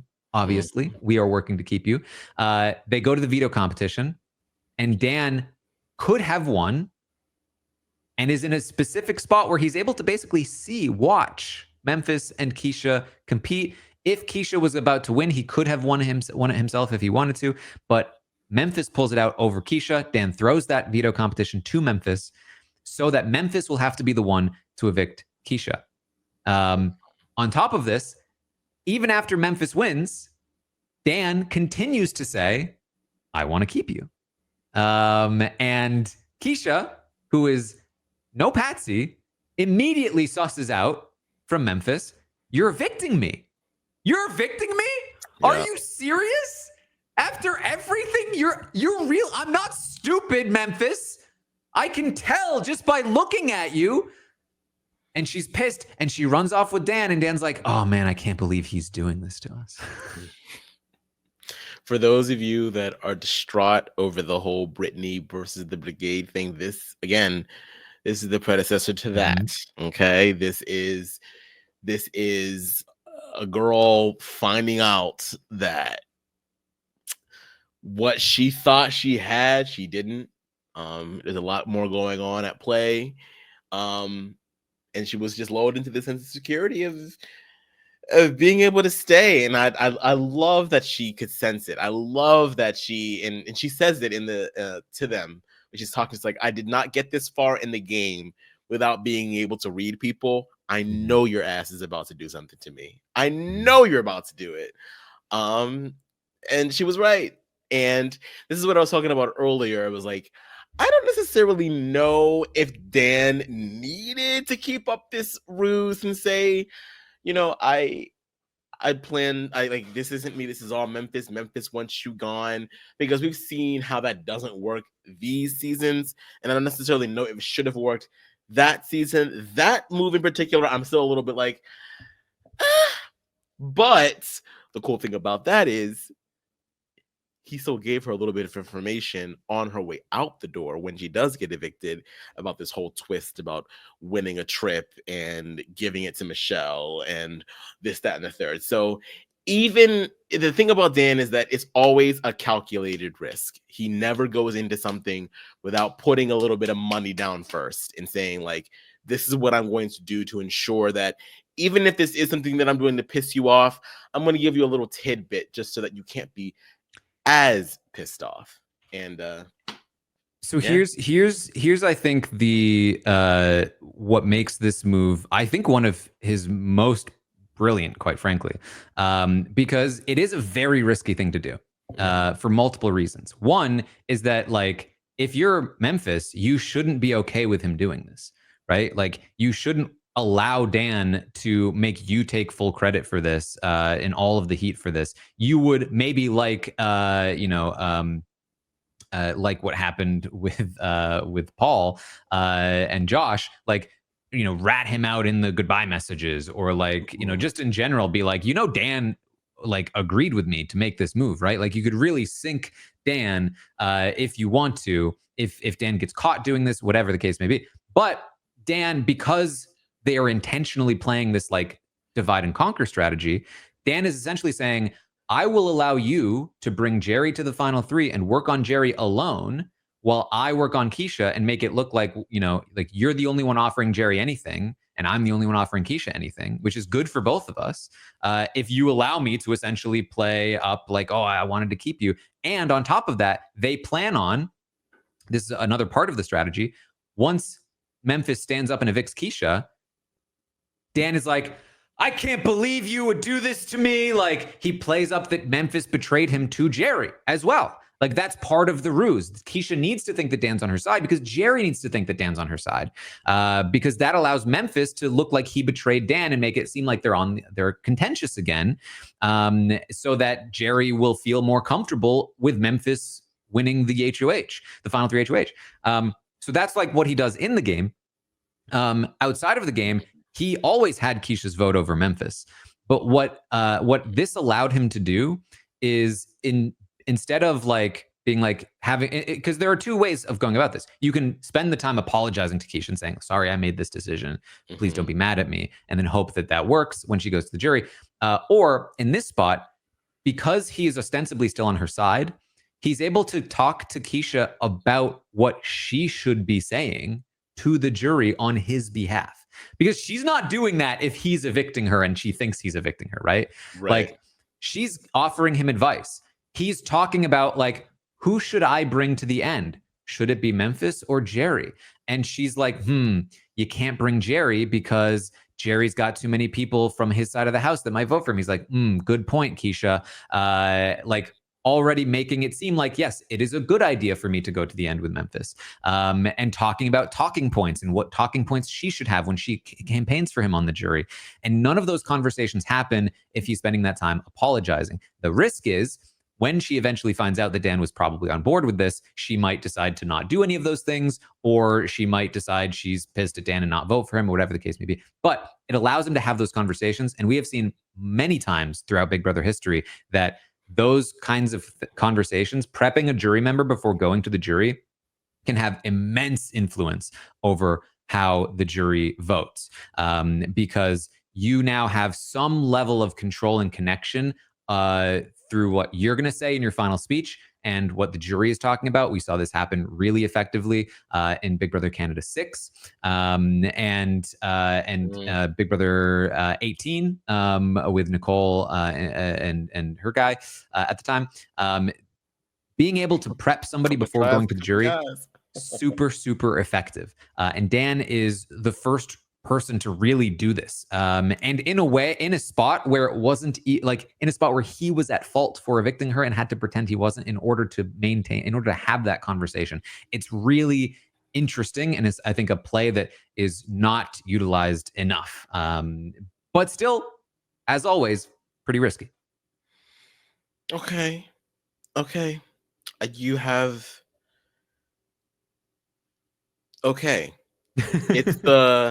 it's the letting Memphis believe that I'm going to let Keisha believe that I'm not against her in the interest of keeping up the ruse that the two of us are not together, therefore interests are divided, so that then when she is gone, me and Jerry can get into it over you and me getting into it, to basically just make it so that no one believes that either of us are ever going to be on the same page. And from Memphis's perspective, it's a fantastic deal because he was never getting Keisha's vote anyway. So he's like, I'll sacrifice Keisha's vote for sure for a benefit to me right now in the game.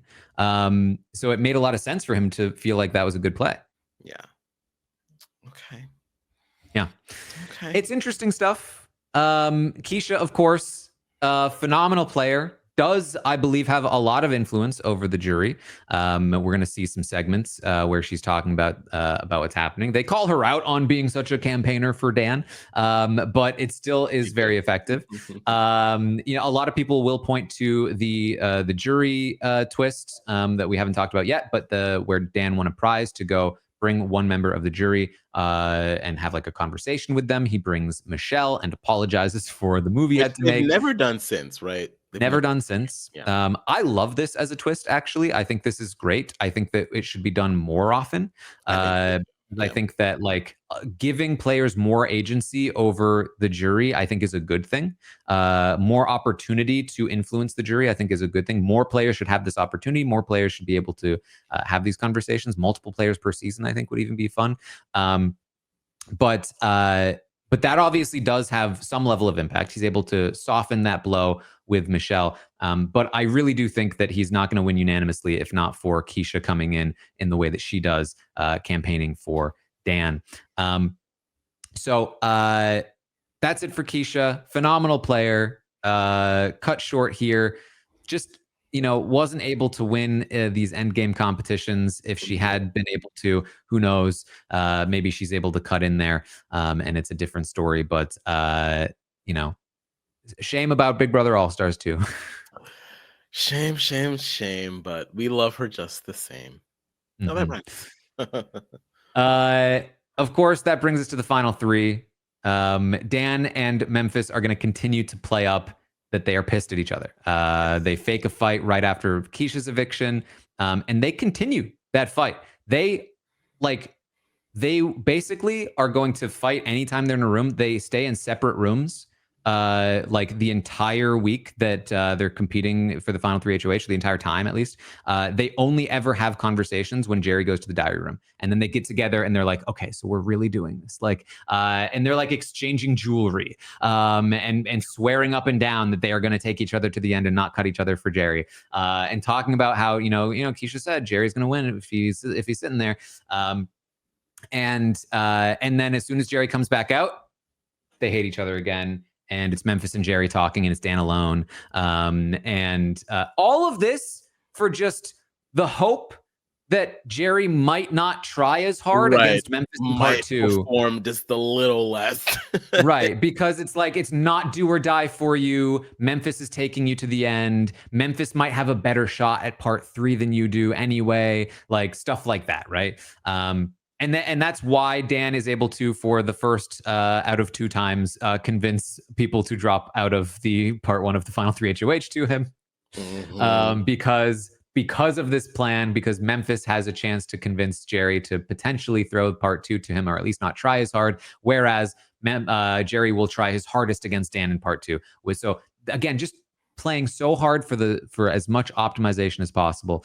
Ultimately, Memphis is able to beat Jerry in part two, and that brings both Dan and Memphis to part three. They both plan to take each other to the final two, which means this is the end for Jerry.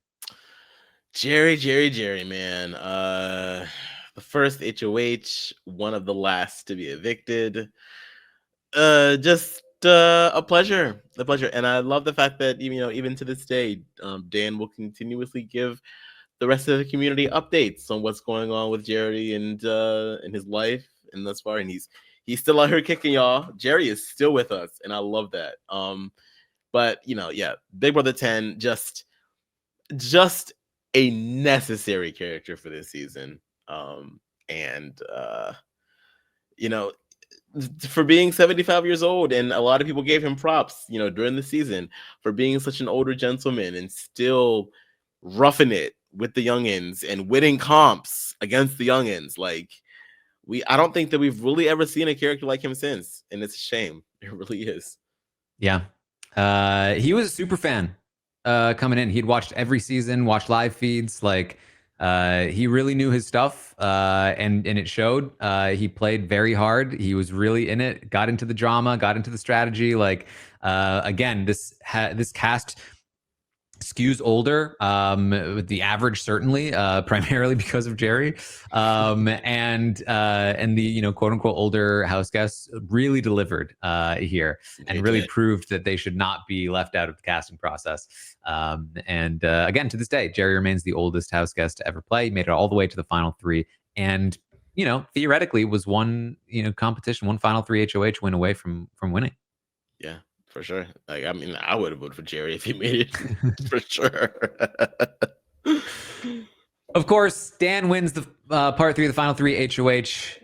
In his speech, mentions the Renegades, evicts Jerry, brings Memphis to the final two, where he is going to win unanimously over Memphis Garrett.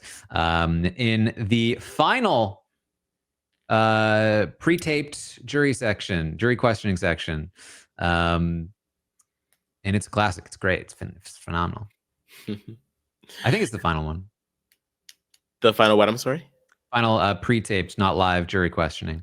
Oh yeah. I did. When I was watching the season back, I was like, oh yeah, I guess they did used to do it, didn't they?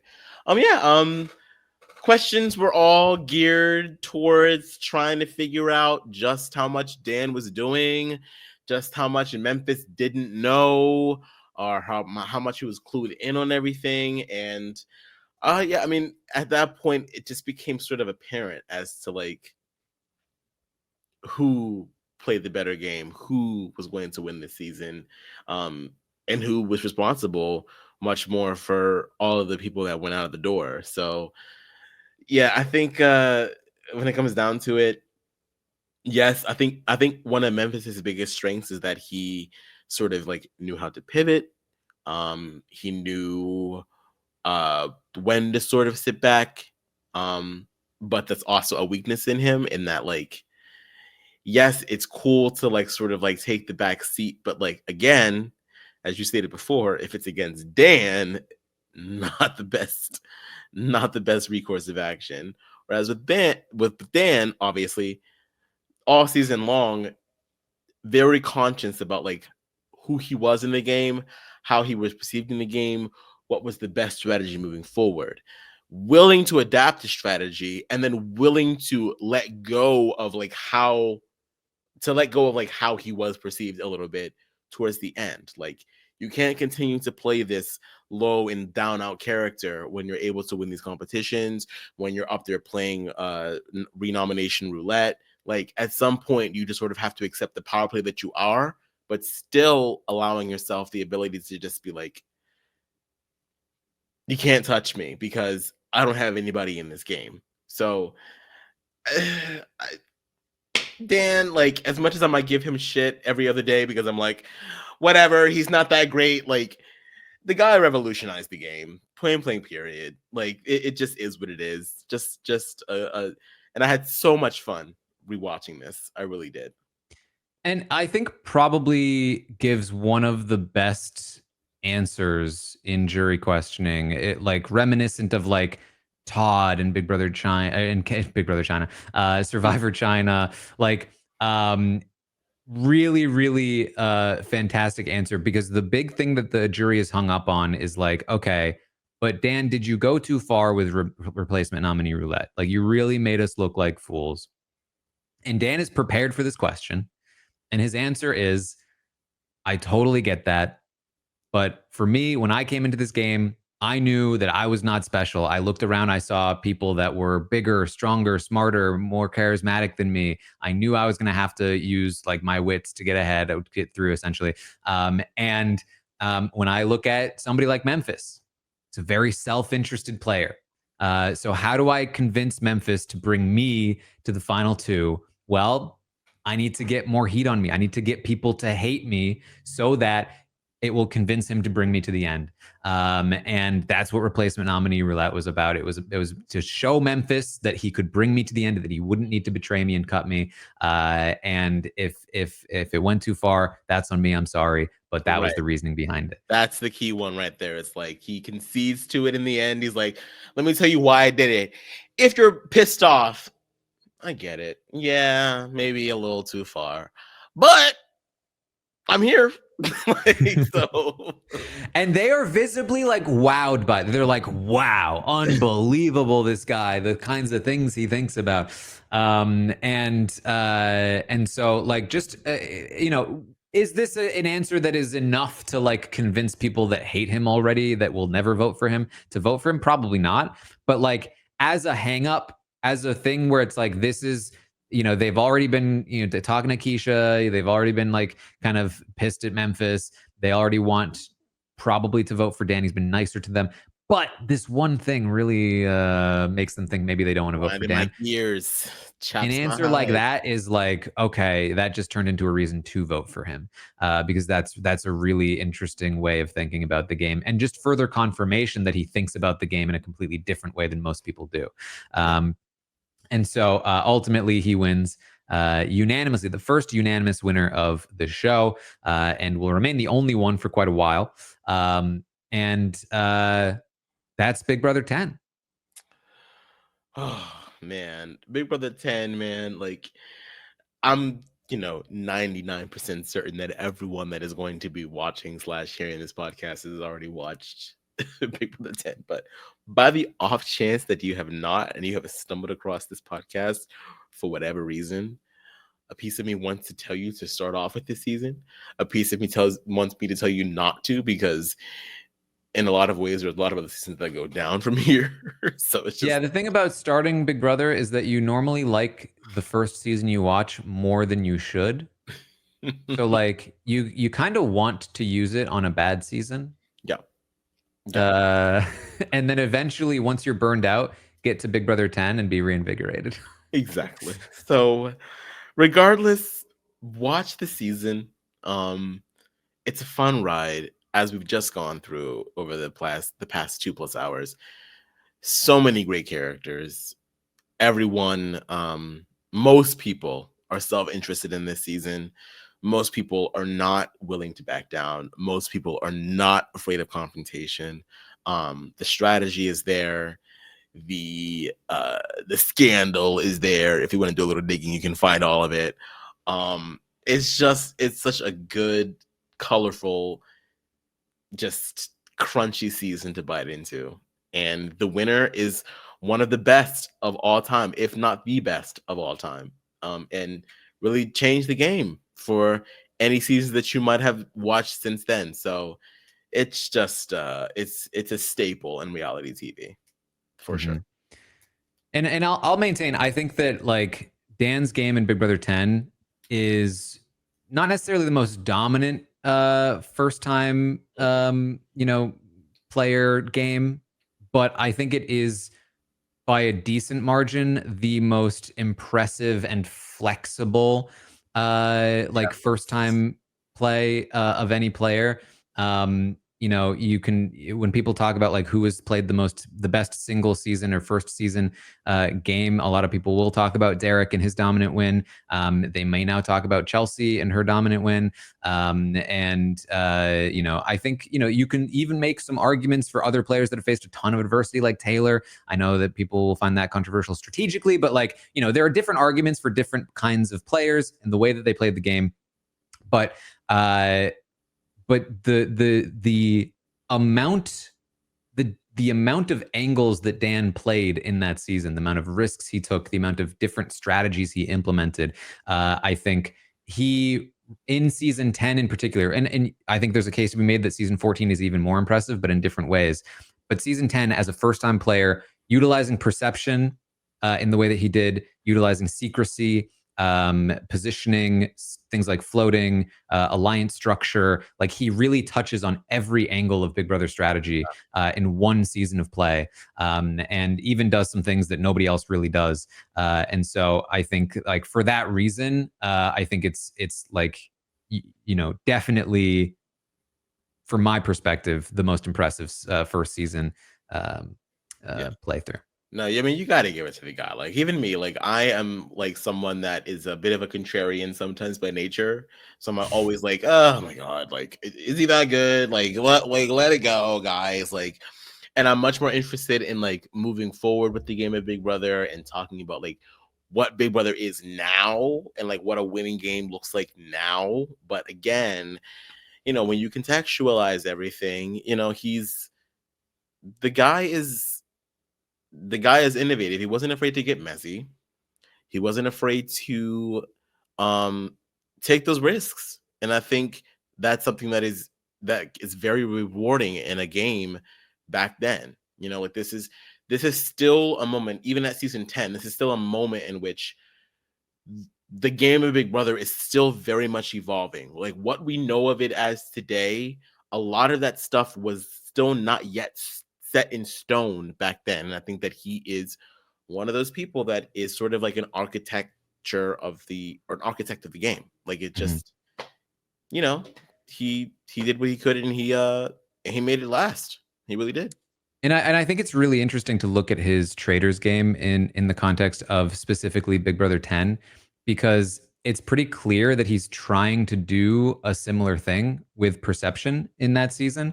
But like, and especially when you look at then Big Brother 14, because he's able to use perception in Big Brother 14 to some degree, but people know him, and so he's able to compensate for anything he can't do with perception with the mechanics of the game and some of the other strategies that he implements.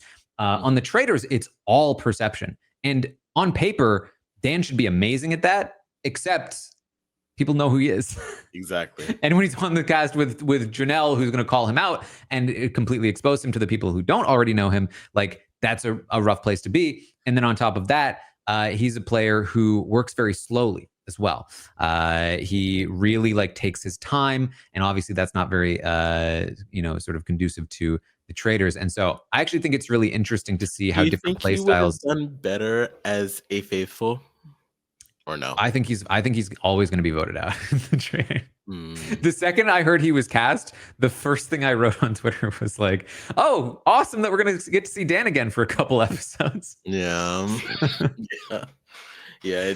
It's an insurmountable legacy to try to go against. So yeah, I in some ways I was like, you know what? Okay, let's put him to the test. Like, let's see if all of the praise that we have been giving him over the past decade plus is like worth it all.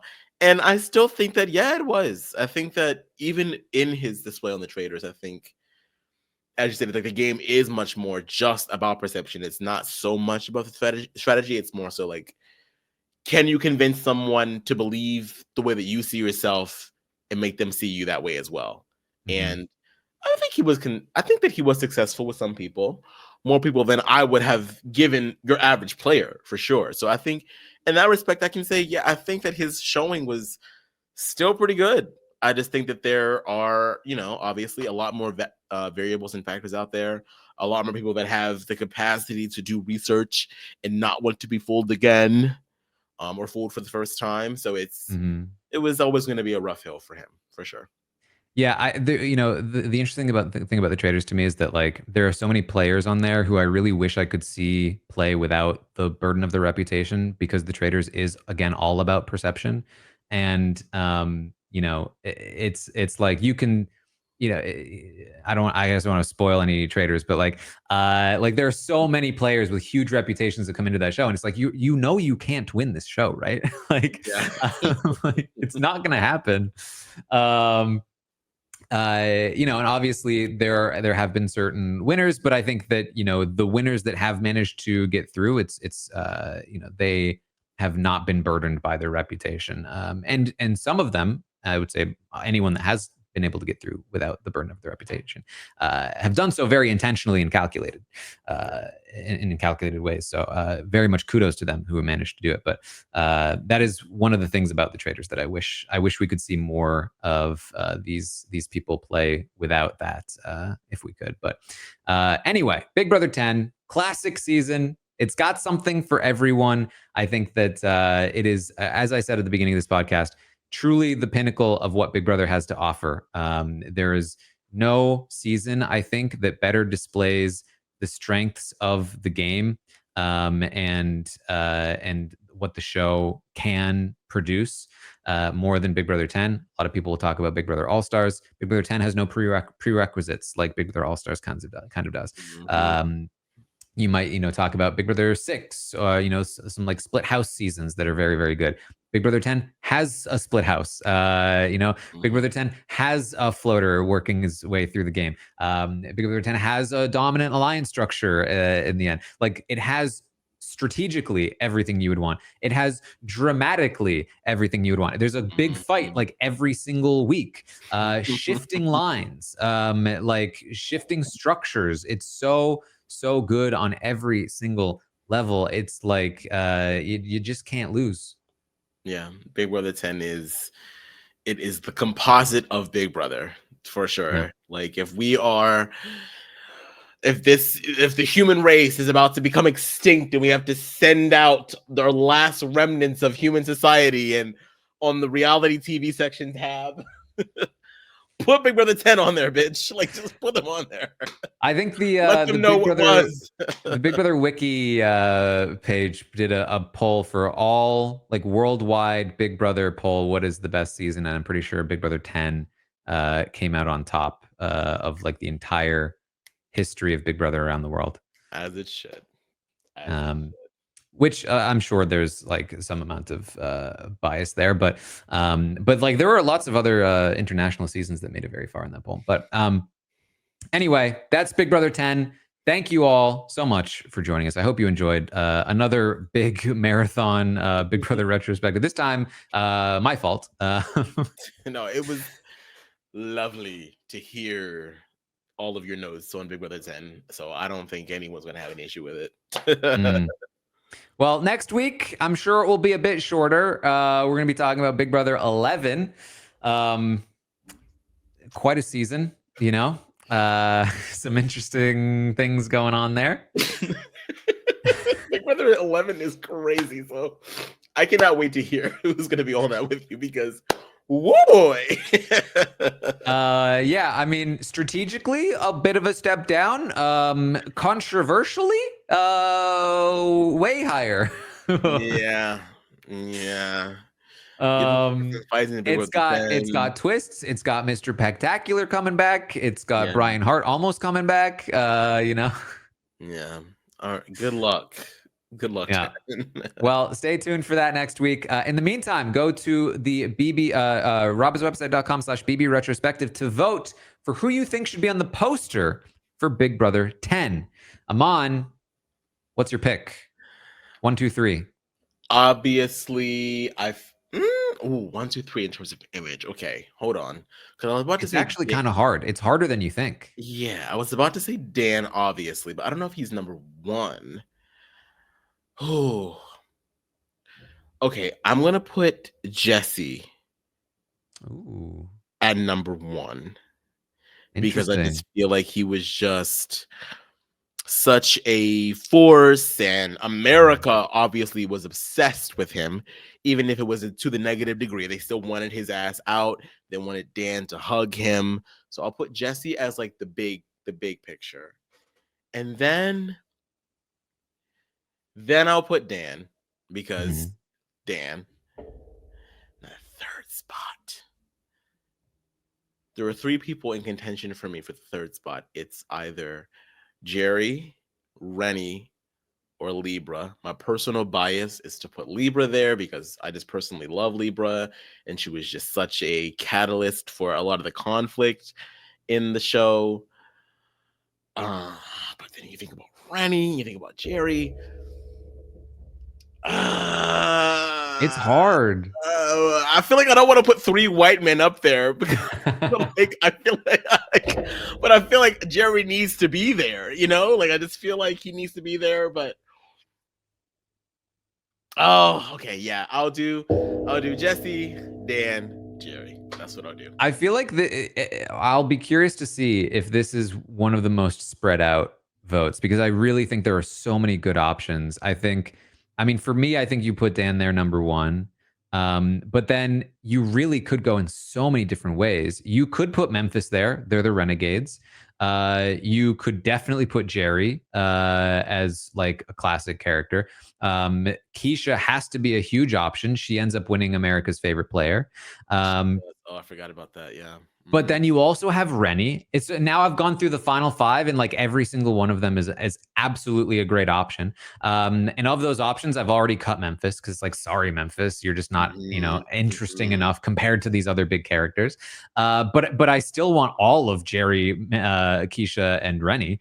But then you keep going, and it's like, well, what about Mr. Spectacular? I mean, Jesse has a strong case to be made for why he would be on here. Libra has an incredibly strong case to be made. Ultimately, the two of them go out a little early. Maybe that's the biggest fault against them, but they're two of the biggest characters by far. They have a huge amount of influence over the course of the season. I think April will have a hard time getting up here, but I think she absolutely on any other season would have a great case to be made. I just want it to be one of those, those pictures of like the movie pictures of or movie posters of like Harry Potter or Star Wars, it's just or like all of the faces. Just all of the faces. You put Dan right there in the middle, and then you put the Coven right there on the side, just all three of them in a row. You put Jesse right there, like on the side as well. Like, I just want everybody deserves to be on there. Maybe we can do a special edition season 10 that is in the style of Star Wars with yes, Dan as like Darth Vader and yes, exactly. It would only be fair. All right. If I had to choose though, I think I'd go Dan number 1. I think God, it's so hard. I think Keisha has to be number 2 as America's favorite, and then maybe you do just go Jerry over Rennie.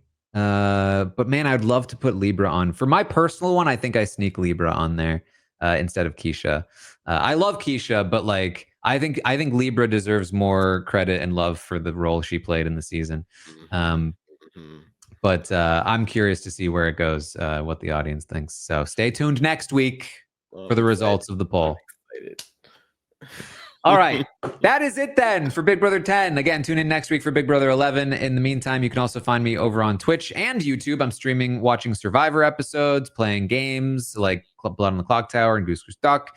I've also got a podcast about scripted shows called The Tastemakers, where we talk about all kinds of stuff, the latest releases in TV and film, and what's worth watching and what's worth skipping and stuff like that. So yeah, check all of that out. Aman, what about you? You can find me everywhere at Aman Adwin. You can catch me and Matt Ligori over at the Diary Room, where we are also talking some Big Brother, trying to determine the best Big Brother player of all time, whittling it down. 6 players come into the episode. 3 will advance to the next round. Taran has already been a guest on one of our episodes. It's been a lot of fun. It's going to last quite a long time, but we've had so many great guests: Taran, Taylor, Josh Martinez, a few people from BBCAN 12, and various RHAP personalities. So check us out over there. And that's it for me. All right. Well, thank you all so much for joining us here today. And I will see all of you next time.